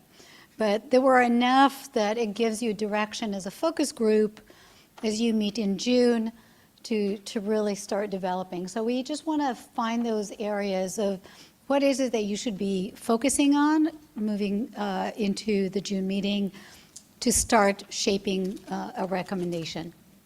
So starting with the ecosystem, would you like to share? Are the co-leads going to share? All right. So just by process, we're going to talk about these. We're going to try and identify a couple based on this that you want to bring into a full list. And Zoe, Glenn, can I ask one of you to move those ideas into that full list? Yeah, in a later slide. Yeah, so later when we vote on it, that would be great. Thank you. All right. I'll get this started. I think I am both co-leads as of this moment, but welcome to have anyone join as a co-lead. All right, so the first one we talked about is prioritization of in-stream flow requirements for streams of high ecological function and pick a pilot project to implement that in-stream flow. The second one is drafting incentives for setting in-stream flows. One example we have is the landowner cooperative solutions model off of the emergency regulations that are currently in place in the Shasta and Scott. So basically, why would people do this? We'll give them reasons why they should do it. Granting and contracting streamlining to make restoration less expensive, looking specifically making it easier for state agencies to implement restoration. The other one is incorporating watershed plans into the general plan guidelines and identify incentives for implementation of those watershed plans. The last one is playing off the Cutting the Green Tape initiative, creating an ease of permitting for those restoration projects and continue to push the objectives of the Cutting the Green Tape initiatives that Sammy and everyone else at CNRA is doing a great job of doing right now. So these are broad, these are distillations of very, as you all experienced in your work groups, larger conversations, so it may not exactly capture it. So maybe I'll just welcome anyone to offer any thoughts or edits on those. Yeah, so it'd be good given this list, and if there's anything else that those who participated in the conversation want to add on, is would love to hear from anyone who sees something here or based on your conversation that you would like to suggest as an idea that we should all move forward. Any thoughts about that from those who were in the conversation? Go. Oh. Oh, so I was out of the conversation, except that we had a similar conversation in. Maybe the microphone?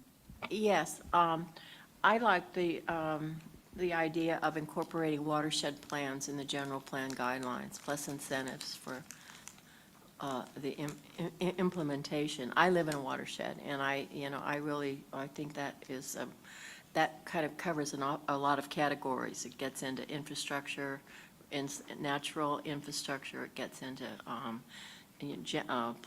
land use, and I like that theme, like the idea. Any other thoughts about this particular topic from anyone? Things you like about it or don't like about it? Go ahead, Anna. I want to add one other topic that came up that didn't quite make it to this recommendation list, which is to incorporate traditional ecological knowledge and partnerships with tribes as a core piece of restoration activities. Yeah, that's great, thank you. So we can maybe add that to the slide, but any other thoughts from the group in terms of just selling an idea for all of us to work on?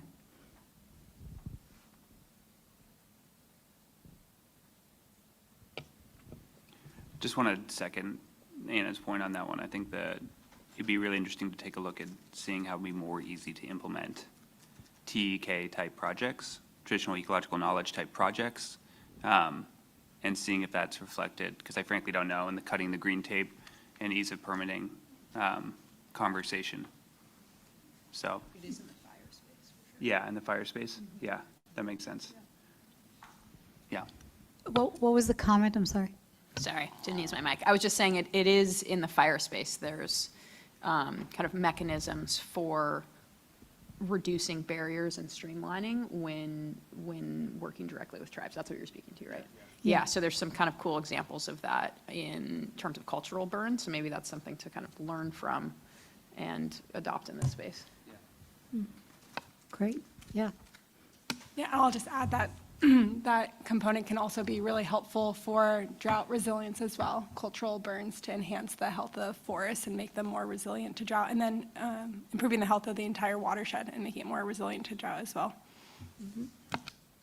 One more addition on that. Yes. Just to say, I mentioned in my intro that we did about our salmon strategy and some conversations around that recently. And a theme that came out from our recent roundtable was the connection between fire and salmon, so fire and aquatic ecosystems. So just kind of echoing that really came up in that space, and tribal leaders were articulating the importance of that kind of full watershed fire management. And, you know, I think there's a drought aquatic ecosystem connection there.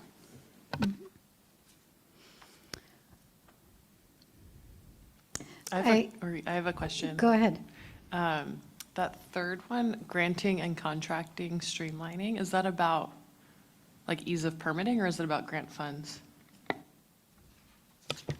We were, and Sammy, I think you started this one, so I'll just offer this as the cold lead response. More about the grant piece of it, not the restoration project itself. Yeah, the idea was, you know, thinking about complementing the cutting the green tape piece, which was about permitting. But this idea was you kind of could apply the same principles to grant making. And how do you essentially make, exactly, how do you streamline the ability for folks to, you know, pull grant funds from our state programs, federal programs, et cetera? And that seems to tie right into, I only listened to the second round where we were talking about implementation barriers. There were planning efforts, but implementation, there's so many barriers. So really thinking through what are the suite of barriers and what might be potential ways to overcome them, where this might be a subtopic within that. Sierra, did you have a comment?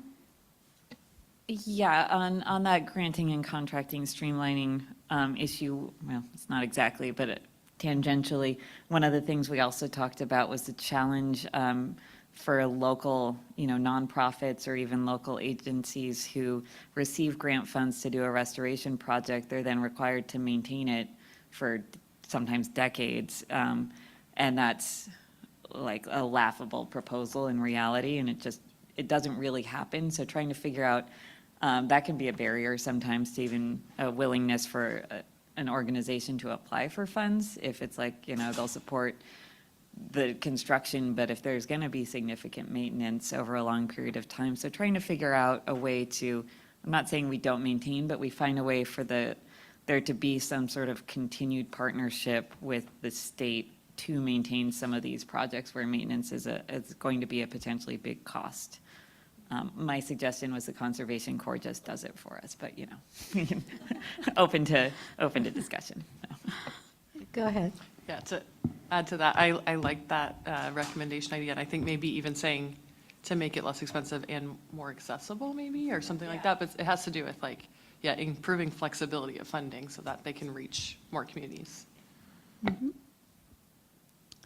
All right. Any other comments? Just being mindful of time, so we go through all the groups. Anything that anyone wants to highlight as something that they think that they would be really interested in following up on? I'm not quite asking for a lead yet, but just a kind of a word of support to any of these that you might want to really focus on. Especially those who are in this specific focus area work group. Yeah, go ahead. The prioritization of the in-stream flow requirements for, I guess, 1 and 2, I'm interested in. The first and the second one? Yeah. All Or, yeah, right. the first, like, from top to bottom. Yeah. Anybody else from the focus group who want to just highlight the ones that they want to? Because we're going to move those two into the final list. We're going to still track all the ideas, but we want to get to a place where we have kind of an agenda moving forward. So we have those first 2 items right now. Anything else, especially from the focus group?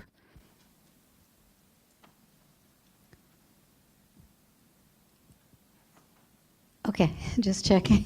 I'll put in a nod for the granting and contracting, just because we are lucky enough to do a lot of granting and contracting, and we have some thoughts on making that easier for restoration parties and natural resource agencies that offer funding. Okay, so we have those 3. And again, they're just ideas that we want to move forward to further consider. Is that okay, Glenn, to move those first 3 into our list? Okay, great, thank you. Okay, so now we're going to move to the second one. Land use planning. Who's going to speak on behalf of the group? I'm going to attempt. Okay. Yeah, this was challenging, and I really appreciate Julie managed to put this onto a table, which is very impressive. So one of the first things that we wanted to just lean into related to the topic area, I just had it in front of me, but the agricultural economies and land use transitions was really leaning into the multi-benefit land repurposing program, because it does offer a lot of opportunities, and there could be some better integrating that program into some of the planning that happens at the regional level, especially when looking at water. So the groundwater sustainability agencies, potentially counties, could be looking at this as an opportunity to partner to incentivize some of the changes that they feel might need to be made from a land use perspective. The second item here, the water housing nexus, it's a really big topic, and it's something that we are understanding that we have to be very careful about how we talk about it, because we certainly aren't trying to say, no more housing. That's absolutely not what we're trying to say, but making sure that there is better coordination about the timing of how RENA allocates their populations to different communities, trying to have some way to protect areas where there really is no water supply from making sure that populations don't get diverted to those areas just because nobody wants them in existing areas, but rather leaning into areas that can absorb more population because they have the water infrastructure available. And really just trying to figure out how do we quantify impacts, especially in these rural areas. There might need to be more monitoring done as housing's going in to make sure that if you don't have a bunch of perhaps somewhat low density, but a large number of sprawled low density housing going in such a way that it's impacting people's wells and water supplies already. So that's definitely something to look into. Something I'm pretty excited about is the concept of just looking at all the various plans, mandated plans that are all related to this water and housing and land use nexus, and how do they, what is their authority, and how do they coordinate, and how do we improve that? So some examples up here: groundwater sustainability plans, urban water management plans, drought response plans through SB 552, the county and city general plans, they all have a role in impacting water resources, but they are sometimes laughably uncoordinated in terms of how they work together, and there are various different scales that really, you can't do planning necessarily, like, you can't really do comprehensive planning at the scales of some of these. You need to be thinking more holistically. A conversation that I feel like we're just starting and have to do some more research on is the idea of transferring of development rights. So basically incentivizing property owners in more rural areas to be able to kind of limit the development on their property into perpetuity, but then allowing that to be used in more suitable areas to increase density. And there's examples in other states of something like this, and we're not sure how it would work in California, but it's definitely, there might be something to that to explore. And then essentially making monitoring requirements in rural areas for new development. Some changes that were decided was to move the recharge, groundwater recharge subtopic area into the infrastructure. It doesn't mean that recharge isn't still going to be kind of holistically incorporated into all of this, but that there might be it might be more suitably located in that other working group. So thank you for that. And then another thought is this watershed and bioregional planning. Specifically, we focused on the general plan as an area for this, and that's because a county can do a general plan for the unincorporated county, and every city within that county has its own general plan, and they are possibly all using the same water supplies, and they're probably using all the same water supplies, but their land use planning is, fragmented. And so the water planning gets fragmented. So looking at this watershed or bioregional planning for maybe general plans, maybe other plans, but as part of this integration to make sure that you aren't piecemealing things in such a way that you're over taxing your water systems. Okay. Anything anyone wants to add? Yeah, that's great. All right, so let's see. Given these 5 ideas, recommendation ideas, I'm also looking at the last 2, and they seem in some way connected or touching the housing water nexus as well in some way. So yeah, would love to get thoughts from everyone, focus area specifically, the members, in terms of where do you see an opportunity to really advance the conversation and further develop these ideas? What are your thoughts on it?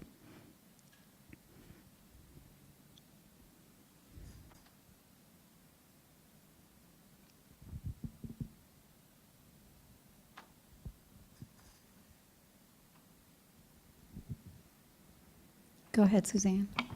So I will expand on the AgRes idea to create monitoring requirements for new developments that go into rural communities that are on wells and septics. We have a lot of that. We have a lot of that going into our community where you have new subdivisions coming in, and with zoning overlays, there can be as many as 3 or 4 units now per 2-acre parcel, and they are on wells and septic tanks. So all of the residents that are around them are going to be impacted not only by potentially water levels in their wells, but also water quality with respect to the additional sewer systems that will be on these parcels. So my idea was to maybe, and I have brought it up at meetings where the city, where our jurisdiction is coming in with these new projects, that there be a homeowners association of some sort that has required monitoring, some kind of a monitoring well in that community that is actually reporting out on some kind of a public database, and also a monitoring system for wells that would be around them, the private wells that are in existence, so that we could start gathering data and start kind of a network of wells in different ways in these rural communities. Thanks. Go ahead. Yeah, so I think that the AgRes idea fits under that housing water nexus in a way too, because yeah, designating areas where you can or can't develop or monitor water supply there. I think all of these are great ideas. It's hard to whittle them down. I do think the transfer of development rights is one that's more like an idea. We need to do some more research there. I feel like 2 and 3 are ones maybe that we could lean into as recommendations at this point. And the multi-benefit land repurposing one's great too. That is an existing program. So I think the idea there was more so can we just support it and maybe replicate it in other parts of the state. Terrific, thank you. Others of what it is that you want to sink your teeth into? Oh, go ahead, sorry. Looking right at you. And then I Kyle. was actually going to, for the second and third, ask our colleagues at Lucy to weigh in, because I think my understanding is they're already doing some work in that area, or going to have work groups on things, or at least incorporating water. And so I don't know if like some of that might actually be ongoing, but I don't know the full scope of it. So I didn't want to speak for you all, but it just seems like if some of that's happening, then that's a good place to kind of link in. And even to just expand on that question is, what might be an added value to get from the DRIP in terms of supporting that? Yeah, go ahead. Yeah, thanks. So we are doing, part of this as our general plan guideline update, and the optional water element guidance will think about, integration with the various plans. We're also talking to Julie about work that DWR could do to help support that. So I think that is something that would be easy to move forward and continue working on as part of the DRIP collaborative. And I think could fold in some of that watershed bioregional planning from the parking lot down at the bottom into that idea as well. Great. So again, support for maybe further exploring 2 and 3 as, yeah, okay. Go ahead, Kyle, and then Anna. Yeah, I would want, as part of a discussion around extending support for the MLRP, just talking about how if the MLRP or other transition programs are going to meet the need of communities on the ground and the amount of suspected fallowing we're likely to see, how do we make sure if we are going to do that at such a scale that we are looking at it more regionally, more broadly, to make sure that benefits of land transition can be realized in a holistic way? Thank you. Anna? And I want to express interest in continuing to develop recommendations related to land repurposing, and that can be linked to the multi-benefit land repurposing program, but also potentially more broadly, given, again, like the scale of land use transitions that we're anticipating seeing, and knowing that not all of the regions that will be experiencing land use transition will be able to access the multi-benefit land repurposing program. So how can we share some of the best practices that are beginning to evolve in that program to incorporate things like ensuring that we have meaningful community benefits as a core piece of planning and project selection and development. Great, thank you. Go ahead, Emily. I'll just say I support this conversation happening over here as well. Terrific. All right, any other comments on this? All right, so would it be okay if if we take those top 3 ideas, knowing that some of the other ones might fold into those discussions? Is that okay, Glenn? Those top 3? Yeah. All right, thank you. All right, moving on to water infrastructure. Hello. So I think we have 6 here. We had a difficult time whittling down. Develop green infrastructure investment plan with the intention of growing more fish and more flows under ESA flow requirements, ultimately benefiting the water supply. Partnerships in the San Joaquin Valley among parties who have access to water rights to develop infrastructure to move water. Identifying next steps, planning gaps, and solutions for vulnerable communities, and explore more stable funding solutions. So that's kind of a build off our previous identifying vulnerable communities. Improved systems and regulatory flexibility. We heard quite a bit about that. Once Sierra made her initial comment, there was a lot of, yeah, I echo that sort of concern around regulatory issues. Identify local gaps, and the conversation there is there's a lot of local work happening, a lot of it's siloed though, so we want to identify what's not happening and see if we can assist there. And then this one actually got punted to us from the land use group, but we're good. Kyle volunteered anyway. Taking on groundwater recharge as part, so we had a bucket of work under new water sources, and so we would take groundwater recharge and nature-based solutions into that sort of suite of work. And the reason why it got moved over was because the conversation, at least the one I was in part of with land use planning, it really, groundwater recharge, a lot of conversation was happening around the infrastructure part of it. So anyway, so it lent itself, it migrated our way. We're not taking it away from you. If you want to talk about it, that's fine. But anyway, so that's what we've got. And we put the asterisks there because those were the one that you very specifically in your discussion identified. We have some specific volunteers to take members those who want to specifically. support these. Okay. All right. Comments, questions, ideas. Anna, is yours up from before? Okay. But yeah, we'd love to hear from others who participated in the discussion. On your thoughts, especially about those three that were identified as ideas that you're interested in doing more digging into.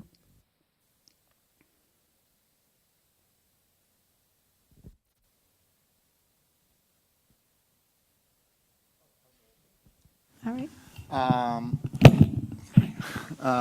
I wanted to comment on the identifying next steps, planning gaps, and so we had also a conversation, I think, earlier this morning or this afternoon, and even in the, among our group before. And I think that, sometimes we just jump into infrastructure solutions, and I think it's important to reflect on what are our vulnerabilities. So we first should identify what are our vulnerabilities to think about planning solutions and infrastructure solutions. And I think that, to me, that's a really important first step. We talked, and it was really interesting, the conversation here, to think about, funding solutions. And also, we talked a little bit about larger utilities that usually have more capacity to plan and invest, and smaller utilities that maybe don't have. I wanted, maybe I'm wrong, so anyone can comment on this, but when we talked about vulnerable communities here, we are not necessarily, at least is my impression, talking about, what we could talk about disadvantaged communities is more about vulnerability within the water availability.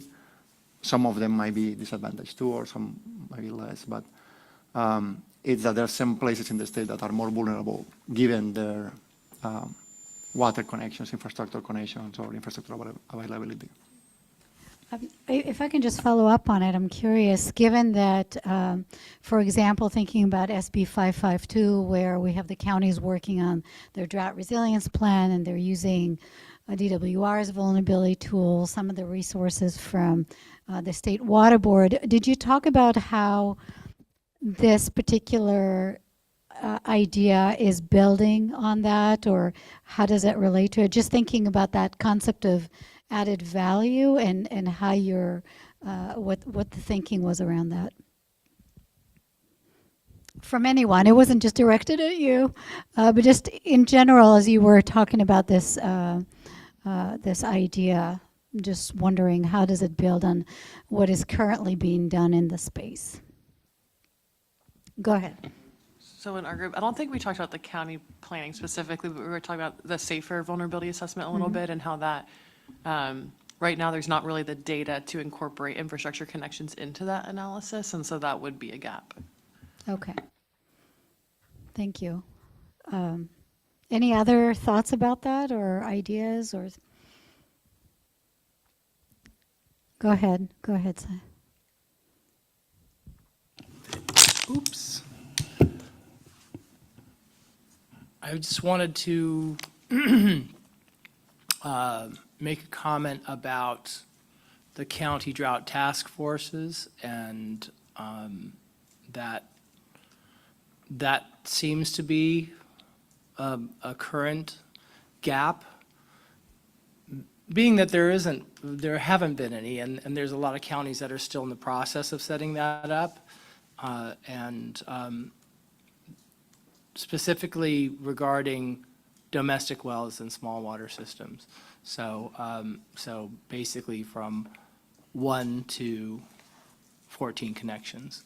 And each county is working on having some kind of resources available to at the county level.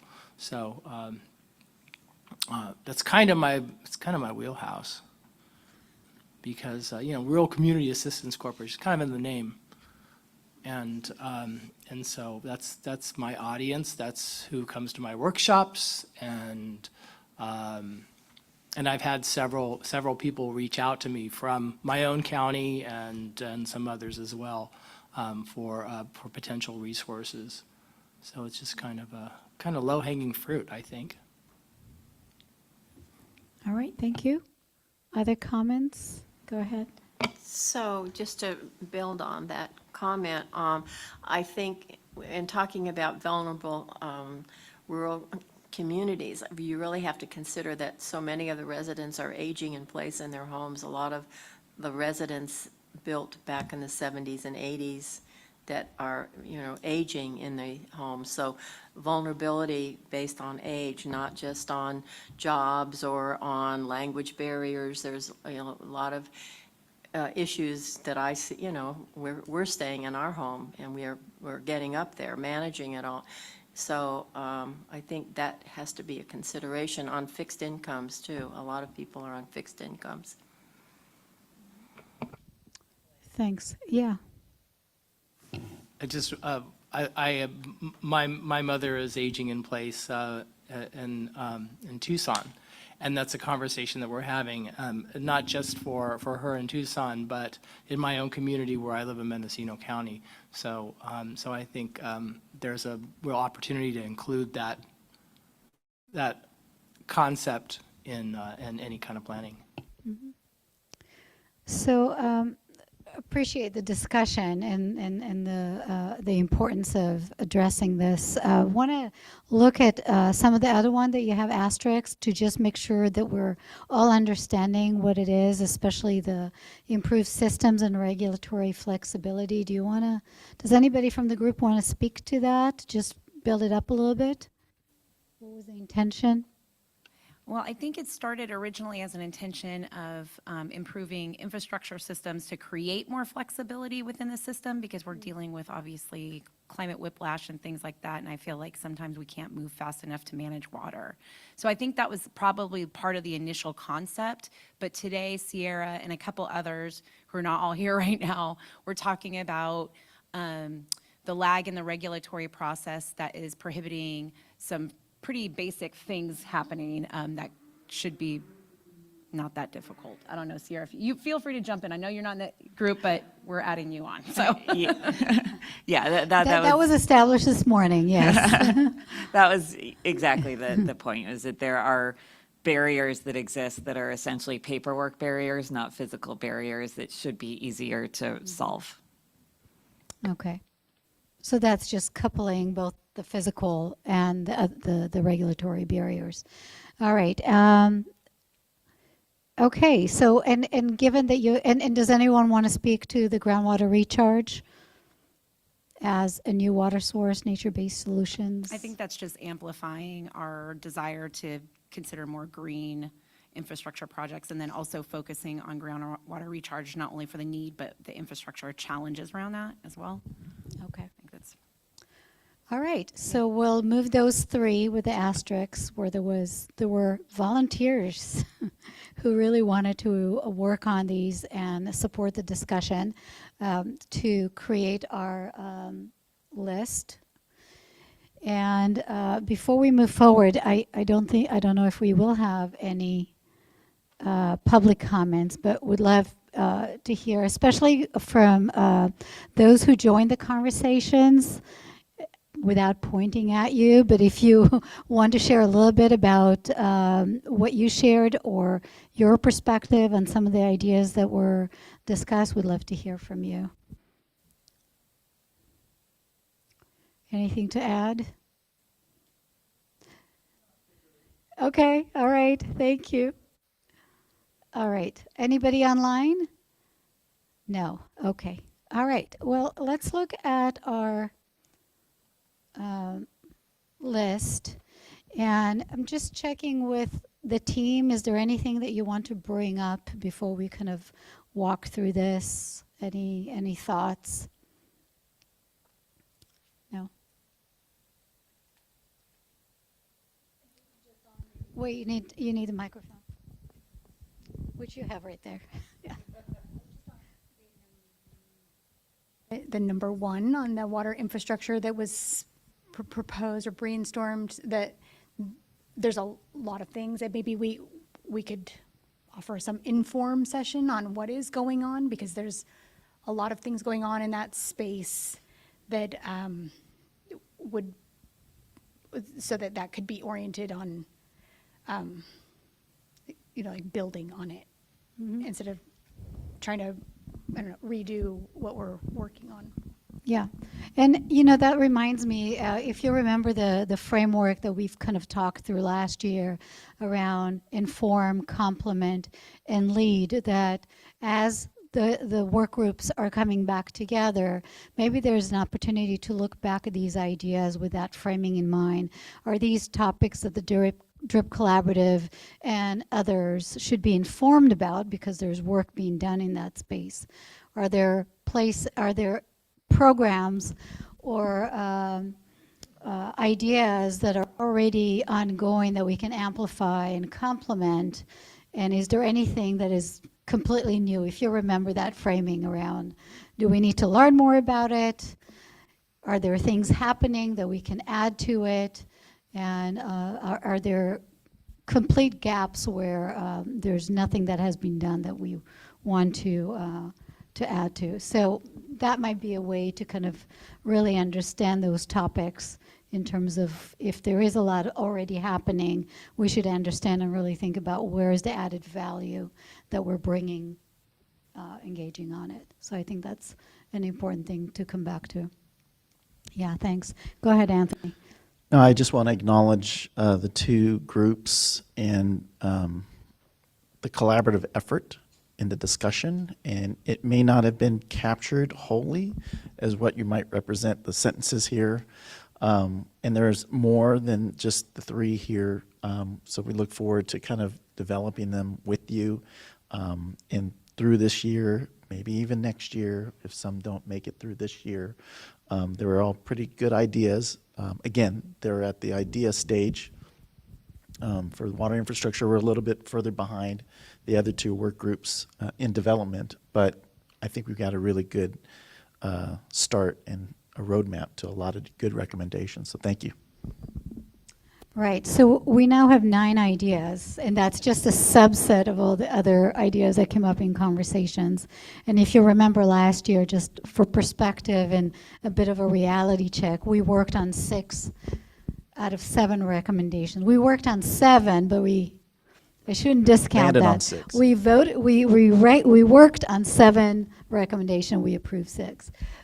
So just the level of effort that went into it, and making sure that we can all commit to a number of recommendations to work on. And so the idea was for us to vote on what it is that we want to advance and make sure that we have recommendation leads. So we want to make sure that behind the one that we select to continue and work on, that there is at least one member who's leading that effort with the support of the work group.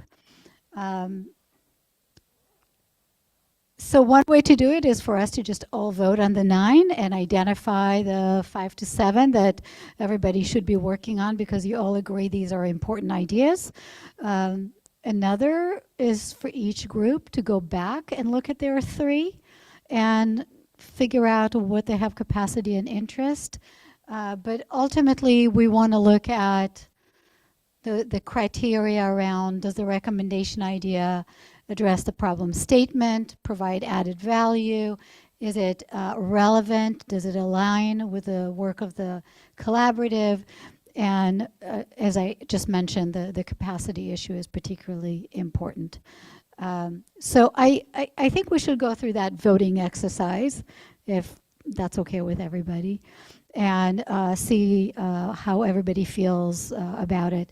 And I'm wondering if you're able to track votes on it, like numbers of how many think they would like to see that move forward. So it's not a yes or no so much as yes, we want to continue, and we'll count how many. Go ahead. Yes, I was wondering if there might also, I know 9 is already a lot, but if there might be an opportunity to add other recommendations further down the road, in particular noticing that not all of the DRIP members are present and that there may be some folks that aren't here that would be interested in taking lead on a recommendation that hasn't filtered to the top so far in our conversation. Yes, I think kind of a key principle as we are meeting and doing this work together, that the work is DRIP collaborative member led, right? It's your agenda to advance.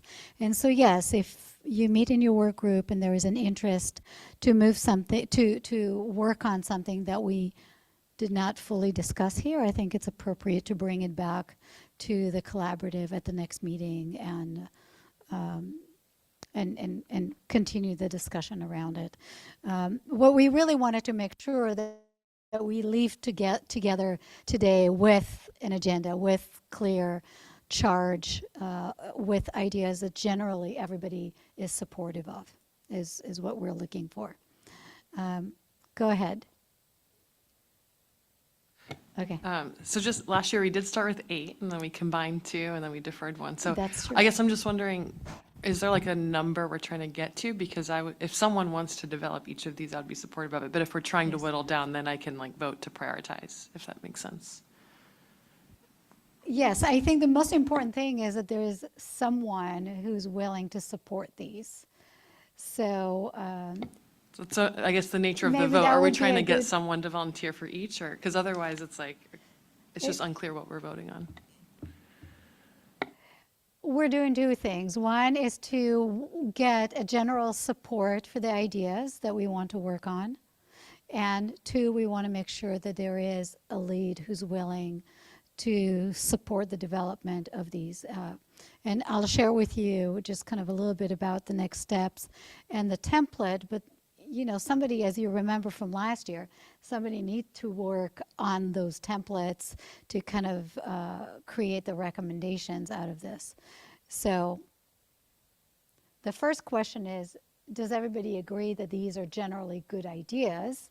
And then who's willing to work on them? Lead them, because you'll be doing it as part of the group. Yep.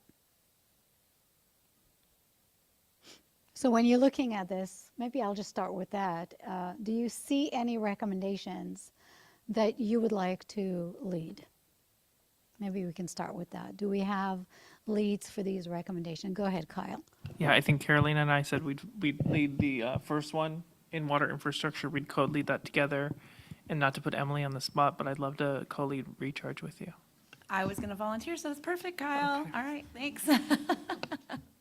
So number 1, Kyle is going to lead that with Emily. Co-lead it with Emily. The first one is with Carolina, and then the third one is with Emily. And then I would- 2. There are 2. The first one with Carolina, the second one. As long as I have a co, that way I'm only, it's technically understand. just 1, right? Ambitious, okay. So for improved systems and regulatory financing? It's supposed to be flexibility. Yeah, not financing. Yeah, and so it's correct there. The planning gaps, solutions for vulnerable communities and more funding solutions was us. I'm not on 2, but then, yes, that. This is correct. Yes. Glenn got it correctly, okay. All right, that's great. Okay, so. I will help with the second one in that one, but yeah, now that it's flexibility. So thank you. I can You help would with like that. to lead that? And if there's a I would be even more happy. All right, okay. Anyone wants to co-lead with Laura at this point? All right. Okay, all right, that's terrific, thank you. And again, co-lead does not mean that you're on your own, right? This is all still work that you're doing with your work group, but it would require a lot more attention and actually working on the template together. So that's the water infrastructure. What about land use? Any volunteers to help lead the discussion and developing? Anna, are you is that you volunteering? Yes, happy to lead or co-lead the land repurposing focused recommendation.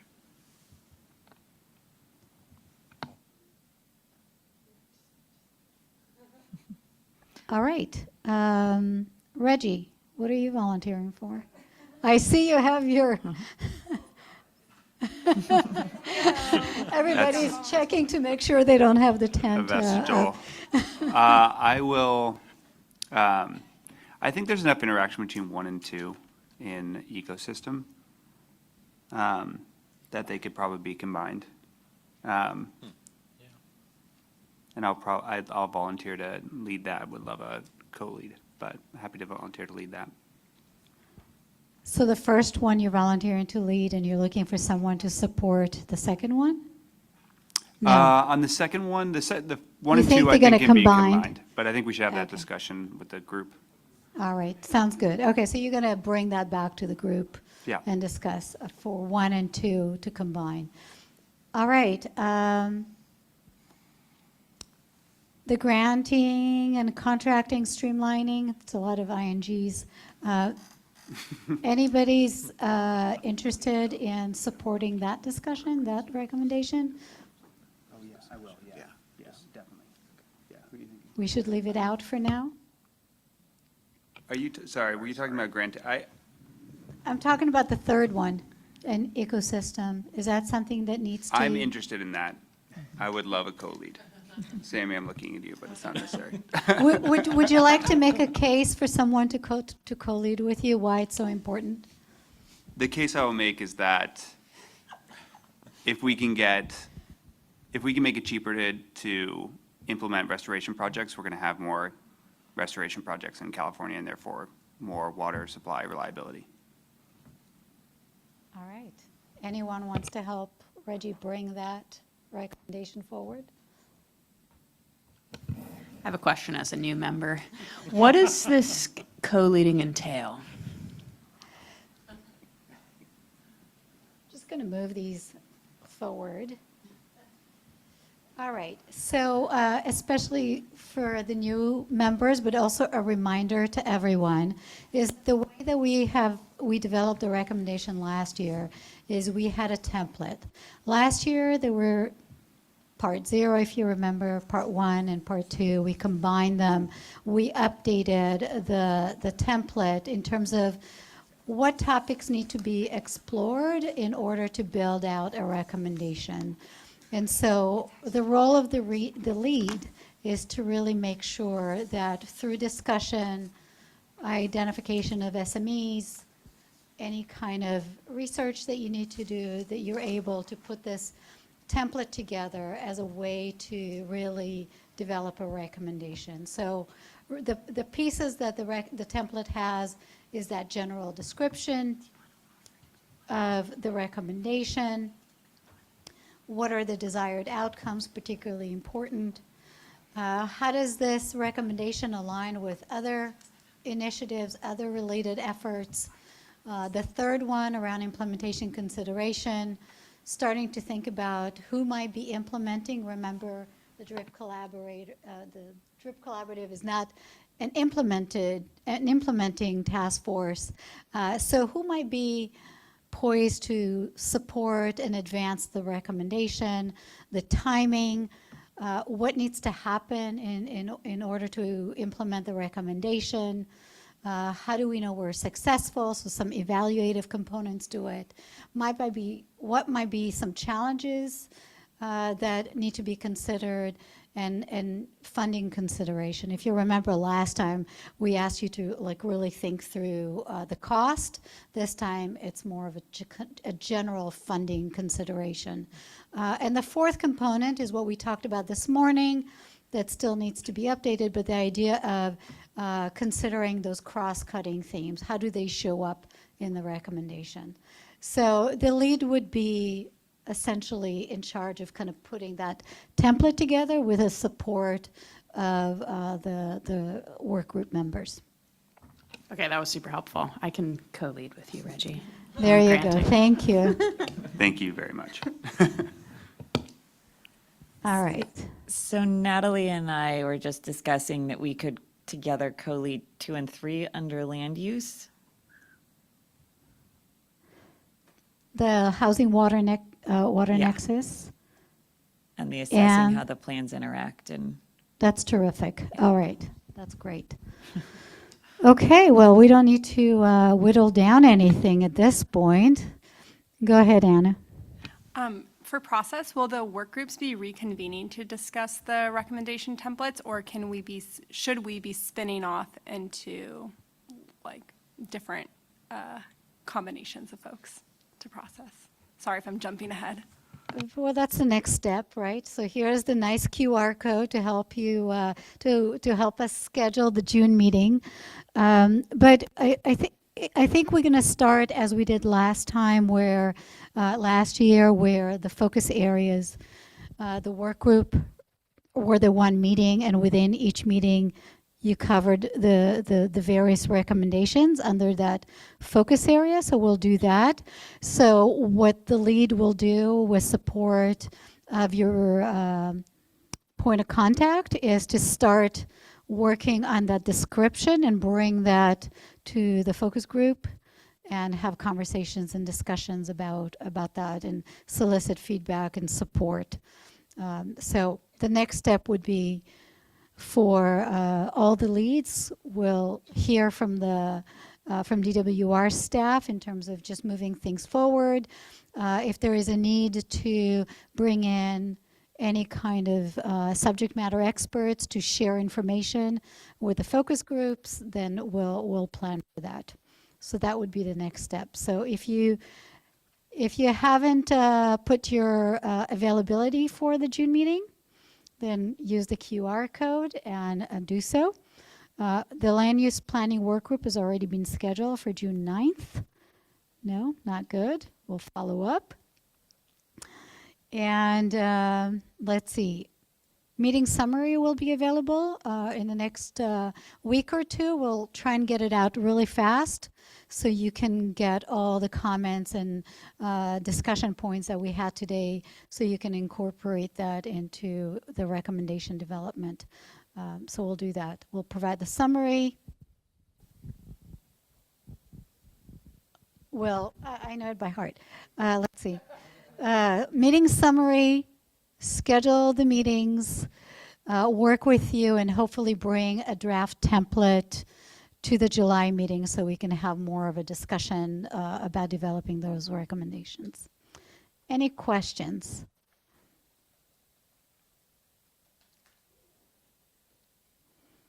All right. Okay, well, I think it's your computer. Okay. Oh, okay. So I can use that. All right, so I went through the template. The last thing that we were going to bring up again is the timeline, just as a reminder. Here you go.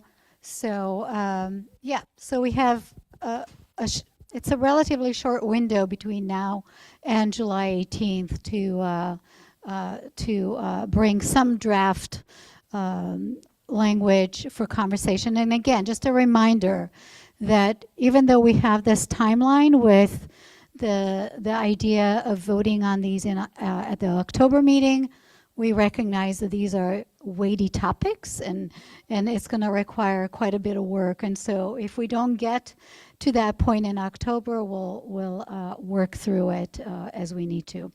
But that's that's the intention in terms of the timing. All right. Public comment? No? All right. Okay, so the last thing that we have are closing comments, and before Anthony closes the meeting, I was hoping that we could just kind of go around for just some reflections about today's meeting and just the fact that we have set up a very ambitious agenda for the year. So I was just going to go around. If you don't want to share a reflection, that's okay. You can pass. But just want to give everybody a chance to help close the meeting. So I'll start with you, Tammy, if you have any thoughts.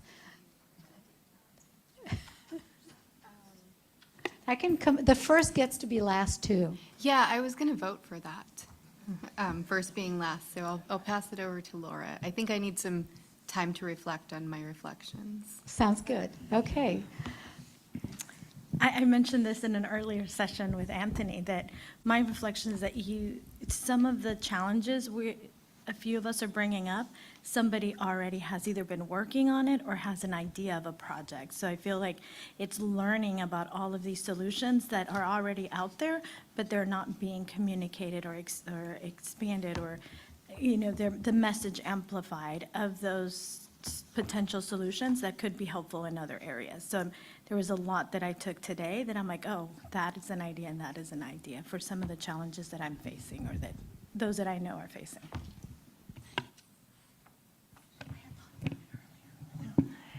It's related. It's just really appreciating all the expertise in the room, the many years of experience.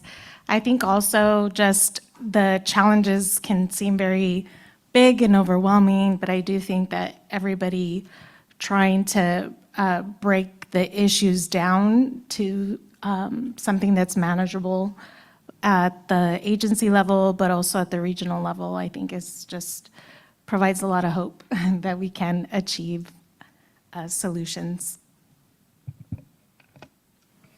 So as the public member, it is really nice to see the commitment of all of these public agencies and nonprofits and all of the groups that are working toward this effort. And I kind of felt about the recommendations. This time they're a lot more nuanced in a lot of ways, maybe more sophisticated, not as easily defined. And there's no funding for a lot of, I think, and there's no funding.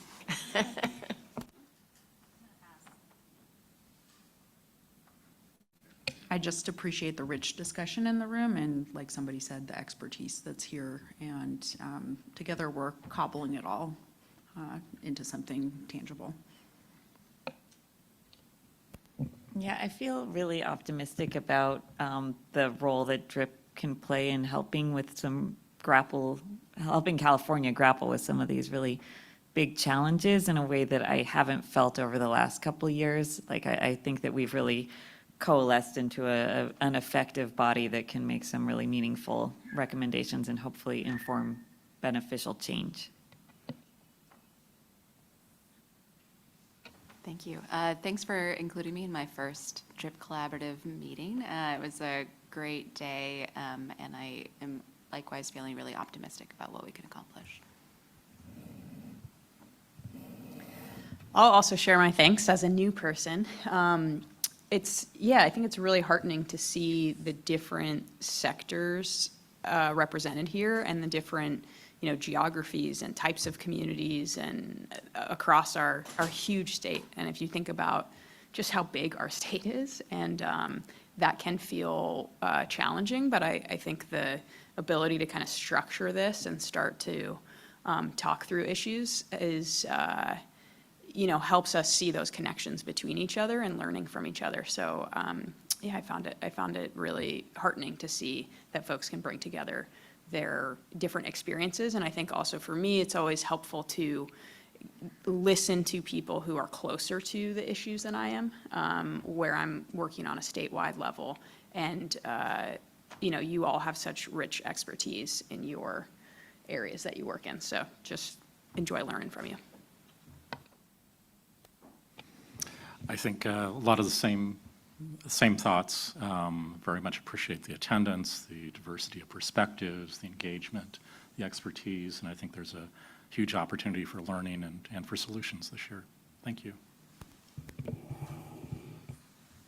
Yeah, just echoing the thanks for creating the environment where you have diverse perspectives. That's where the best creative solutions happen. So thanks to the DRIP team. Every time I come here, I learn something from somebody in this group, so I'm always grateful for that. And my perspective on the funding challenges we have is really that's not our problem. I think our problem is to plan, and when the funding becomes available, then that's when we prioritize. So we plan as though the funding will become available one day. Otherwise, we would not be talking about anything right now, I think, to be realistic. So anyway, that's my 2 cents. Just appreciate everybody's taking the time to be here and being engaged and just getting the opportunity to learn from everybody here. I'll echo what many others have already said, but appreciate everyone's time and the thought and consideration you all brought, particularly for those who did all the work leading up to the meeting. Thank you. Collaboration is it's a core value at my organization, and so really appreciate the collaborative efforts. I don't think that at least in my corner of the world we network enough, and I always encourage that in my own workshops. So just really appreciating that. And aging in place, that's a great topic. Excuse me. So yeah, I just wanted to say thanks to everyone. It's always great to be in this. I think I was surprised that we are already in our 3rd year. It's crazy. So, and thanks for the DWR folks and all of you that put this together. Thank you. Yeah, echoing things that have already been said for sure, but I always learn so much when I attend these meetings, and it's amazing to hear all these different perspectives from such a diverse state where there are so many different ways that everyone engages with and understands water. So it's a long day, but it's always really engaging, and I learn a lot. So thank you so much to you all and to the organizing team. I know we throw a lot of disparate ideas out there, so thank you for helping organize and kind of herd us into one direction. The advantage of being last is you can just say ditto and it's covered. But I just want to say that the same thing in the sense that we often forget. I live in a small rural county and I sit next to Carolina, that's Director of Public Works for Los Angeles County, how big our state is and how diverse it is. And yet we have to work together to make this system work because it was built for everybody. And so I think that's really the key thing I always come away from this meeting is we are diverse, but we are capable of solving problems. So I appreciate that about everyone. Yeah, I similarly just appreciate the opportunity to see and work with people, especially people that I don't often get to work with and see on topics I don't usually get to talk about all the time. So it's fun to put on, land use hats that I don't always get to wear. And just really have a good spirit of collaboration, and just also big thank you to all the staff who helped make this happen.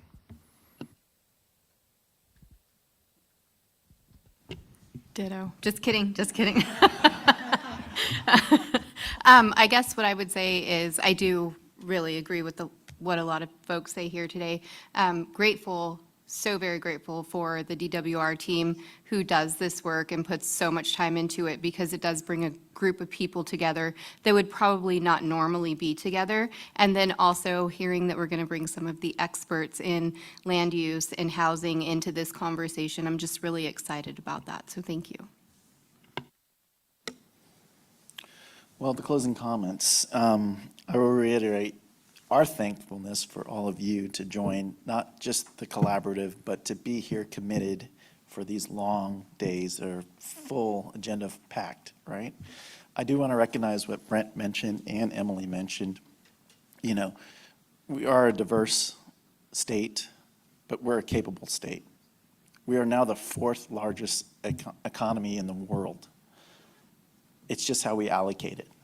And I'm inspired, and I hope you are all inspired by not just your diverse perspectives that you bring to the table, but your creativity, the brain power in this room was really impressive, especially during the breakout sessions. Hopefully the other work groups felt that. I saw it. I saw little gleams in the eyes from all of you. So I'm inspired by that, and I hope you're inspired by that. And I hope you're so inspired that you respond to the survey email for the work group meetings. Show us your gratitude by responding, because we do have to, under Bagley-Keene rules, right? We have to notify and put out information to the public and be transparent. So help us help you by responding to that, and we could set those meetings in June and have another robust meeting in July. So with that, we'll close the meeting. Thank you again, and have a safe drive home.